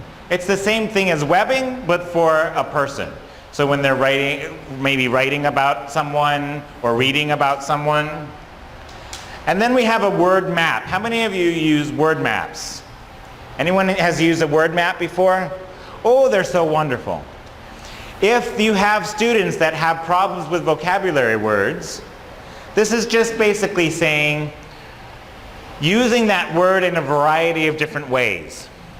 So for example, happiness is the word that they don't understand. So they have to define happiness in their own words. How would you define happiness? Being in a state of contentment, right? Or joy. What's a synonym for happiness?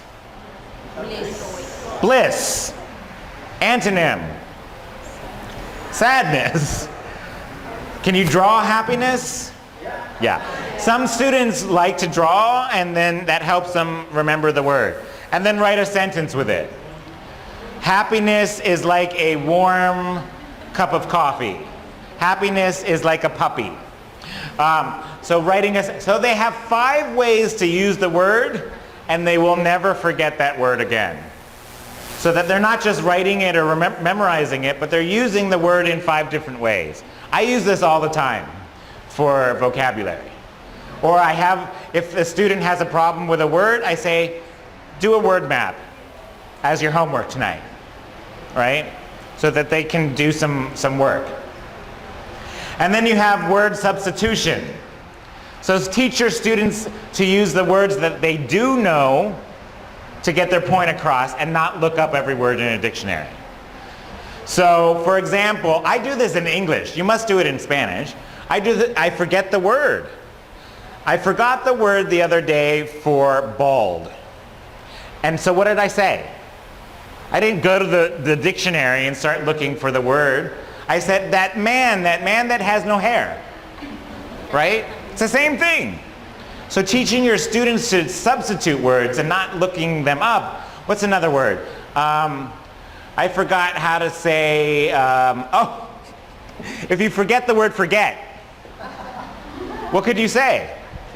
I don't remember, right? So you don't have to, this is what makes students very self-conscious, is that if they think there's only one way of saying something. No, there's many different ways of saying the same thing. I forgot, I don't remember, it slipped my mind, right? They can negotiate the language. Okay, here's your quiz. Were you paying attention? I love this part. So, what strategy would you use for number 1? Writing about their daily routine. I wake up, I go to the bathroom. Are you sure? You are right. Flowchart. How about number 2? Categorizing animals by where they live, land or water. Are there some that live on both land and water? A platypus? You could use a Venn diagram, but T-chart would probably be the best. Okay, how about comparing themselves to a character in a story? Yeah, so Peter Pan and me, right? What do we have in common? You could use a Venn diagram. Could you use anything else? Maybe a T-chart, maybe. How about preparing to write a story about a family member? Biography, probably. You could do webbing too. How about preparing to read a story? Prediction. Inferencing possibly, but prediction most likely. And how about developing ideas to write a paragraph? Webbing, or even if you're talking about the actual mechanics of the, what? Could be, but if you're talking about the mechanics of writing, you could do a flowchart. First you do your introduction and then you do your conclusion, and then you could talk about the different steps to writing. So it depends. Okay, you all get a gold star for today. Not a sticker, a gold star. No, maybe we'll have extra stickers. Okay. Here's a question for you. How are we doing with time? We have fun. Okay. Who considers themselves to be a more teacher-centered teacher? Student-centered teacher? A mixture? Raise your hand if you have no idea what I'm talking about and you don't know what okay, thank you for being honest. So right now the focus is a lot on learner-centered methodology. I think number 3 is actually more effective. There's times where what we're doing right now is very teacher-centered, but there's times where you have to be more learner-centered. Do you know the difference? Let's do a T-chart. This is a T-chart about teacher-centered versus learner-centered. And I'm not going to spend a lot of time on this because there's a lot of research out there about this, but this just gives you a brief kind of introduction. So teacher-centered, the objective is to convey information. And there's times where you have to just give the content, right? The philosophical view is that it is a system of repeated habits. So you see a lot of drills, you see a lot of repetition. The learner role is more passive. They're more in a passive role. And the methodology is lectures, demonstrations, drills, reading aloud, and it's largely deductive. Learner center is more, the objective is to change people's behavior. It's practiced more authentically, its role of the learner is more active, And so the methodology is question and answer, problem solving, small group, things like that. That's basically the difference between the two. It does not mean that one is better than the other. It just depends on what your goal is, what your objective is. So let's take another quiz. Oh, you're so nervous. No, you can't fail, I promise. So students taking turns reading aloud is learner-centered or teacher-centered? So if we go one person to another person and they take turns reading aloud, is it teacher-centered or learner-centered? How many people say teacher-centered? Learner-centered? I have no idea. Okay, this one's hard because the teacher isn't doing anything. But, and this is where you can get confused. It has nothing to do with the teacher. It has to do with where the attention goes. Is it on one person or is it spread out and different people are doing different things? So if every person takes turns reading aloud, it's teacher-centered. Oh, he did not like that. How about students reading silently? What I like to do, I like to read silently. Who says teacher-centered? Learner-centered? I don't know. This is definitely learner-centered. Why? Because he's going to read differently than she's going to read, and they're going to have different paces, and they may be more interested, or the words may be that they don't understand are different. So learner-centered does not mean all the time active. It doesn't mean they're up moving around. It means that every learner has their own pace, or is maybe learning something different, or is controlling their own learning. So reading silently, learner-centered. How about paired discussion? Learner-centered. This one's the typical learner-centered activity. These two are having a discussion, they're having a different discussion, and they're having a different discussion. So it's very centered on those people and not the same for everyone. Right? That's what happens when you sit in the front row. How about whole class discussion, what we're doing now? Teacher-centered. Definitely teacher-centered. It doesn't mean it's bad, right?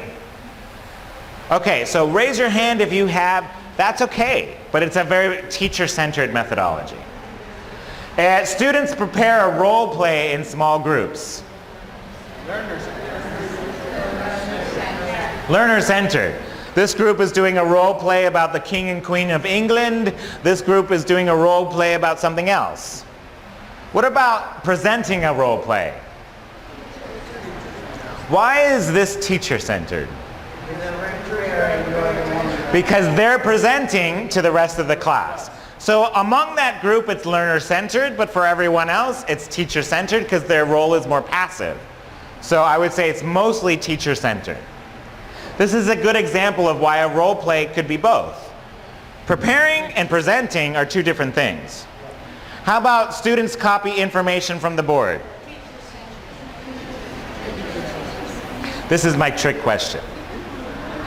It's learner-centered. Why? Because, What? If they're doing it on their pace. Right. So he may have 14 words and she's still on word number 1. And so everyone's doing it a little bit differently. This is my example of why all learner-centered activities are not good activities. There's learner-centered activities that aren't very effective, like copying. But it's still learner-centered. So don't think learner-centered good, teacher-centered bad. It's really about the combination and how you use it. Is there any time that you should do copying on the board? There's one situation where copying on the board is okay, for me. If you're teaching them handwriting. If you're teaching them actually how to make letters. So for little kids. For everyone else, it's probably not the most effective strategy, unless you're teaching handwriting. Can you think of another way where you would want them to copy? And if you don't have handouts, and you need them to take the information home with them. I teach phonetics and phonology. Phonetics and phonology? So I need to Absolutely. translate the word. So transcription for phonetics and is a good idea. So she proved me wrong. Mary Allegra knows everything. No, it's true. It's true. It depends on what you're teaching. Okay, we're going to go past this. So what is the teacher's role in a learner-centered context? So your role in a learner-centered context is to introduce topics and discussion questions. You're not necessarily teaching and lecturing, but you're introducing topics. You're teaching vocabulary so students can have discussions. You're clarifying the instructions. This is very important.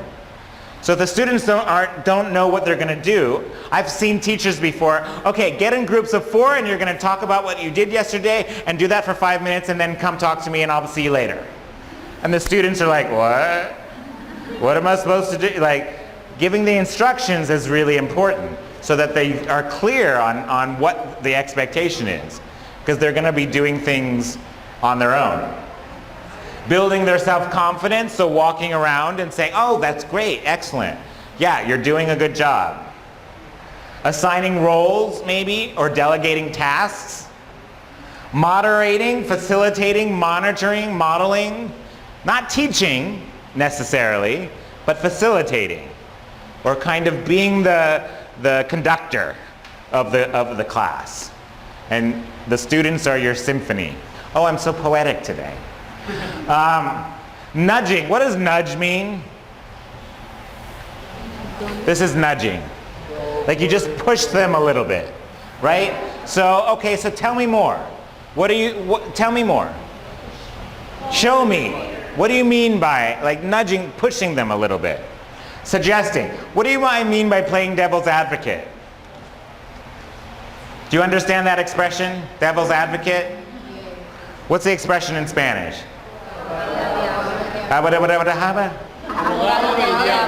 Oh, so it's very similar. It's similar. So saying, oh, that's an interesting topic, but actually, you're wrong, right? Or no, I think the other way. I think because a lot of times I ask for opinions, and my students all have the same opinion.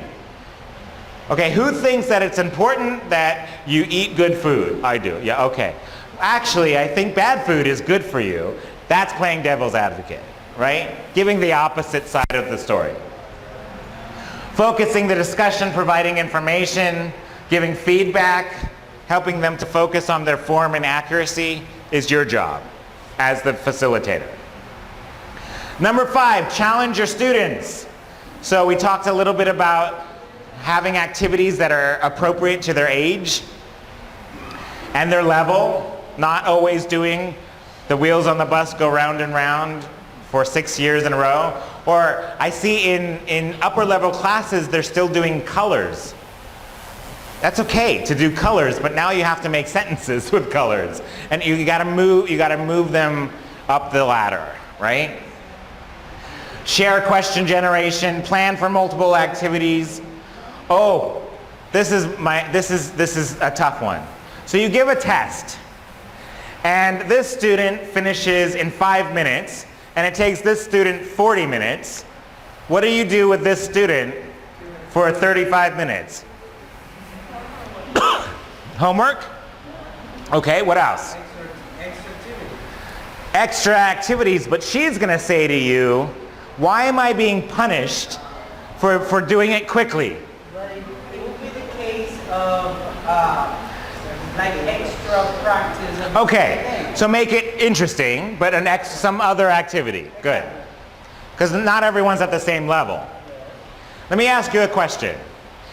When your students do it fast, the students who are finished quicker, are they better students? No. Not necessarily. So what's the first thing you have to tell them to do? Check your work, right? Thank you for giving me your test, now go back and do it again. Or check your work, right? Because the ones who are doing it fast are actually the laziest, sometimes. They're just like, I'm done, teacher, I'm done. I hate that. No, you're not done. Check your work. Maybe, what? Help the others. Maybe help someone else. Okay, so can you help Fred who's having a problem with question number 2? Not when you're doing a test necessarily, but when you're doing an activity, right? So don't allow quick workers to be idle. Idleness is the enemy of a teacher. Because what happens when they're idle? Do you know the word idle? They get into trouble. They start like bothering the person next to them. They start looking on their phone. They start interrupting, or they start making bad decisions, right? You want to keep them occupied. Assigning roles. What are some roles you can assign your students? Assistant. Maybe the person who hands out the papers and collects the papers. Maybe the person who writes the date on the board, depending on how old they are, right? But give them a role. Challenge them to take responsibility. And try more tasks and less teacher talk. What do I mean by wait? Has anyone heard this expression before? W-A-I-T? It means, why am I talking? So if you don't have a reason to talk, don't. Let them talk. They're the ones who have to learn English, not you. So you need to give them a chance to talk. So why am I talking? And rule number 6, getting them to learn, take responsibility for their own learning. And this is a whole workshop. I do a whole workshop just on learner autonomy. It's a big subject. It was the subject of one of my tours, right? Learner autonomy. It's a big subject, especially when you have students, when you have strikes, or you have students who aren't in class regularly. How do you get them to take responsibility? So we can talk about project-based learning, online resources, goal setting, peer assessment, classroom norms, portfolios, self-access centers, mentoring and monitoring. These are all concepts related to autonomous learning. And unfortunately, we don't have a lot of time today to get into all of this, but there are ways that you can get them to take responsibility, for sure. Okay. So these are the ones, again. Which one of these, what are you going to take away today? What are some things that you're going to take away? Please don't say nothing. Like the student of mine, oh, I really liked your class. I don't remember what class it was, but I remember your class, but I didn't learn anything.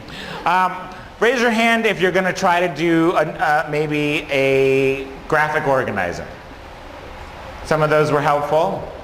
How about a needs assessment activity? Some kind of a needs assessment activity? Okay. And some of those motivation skills, all right?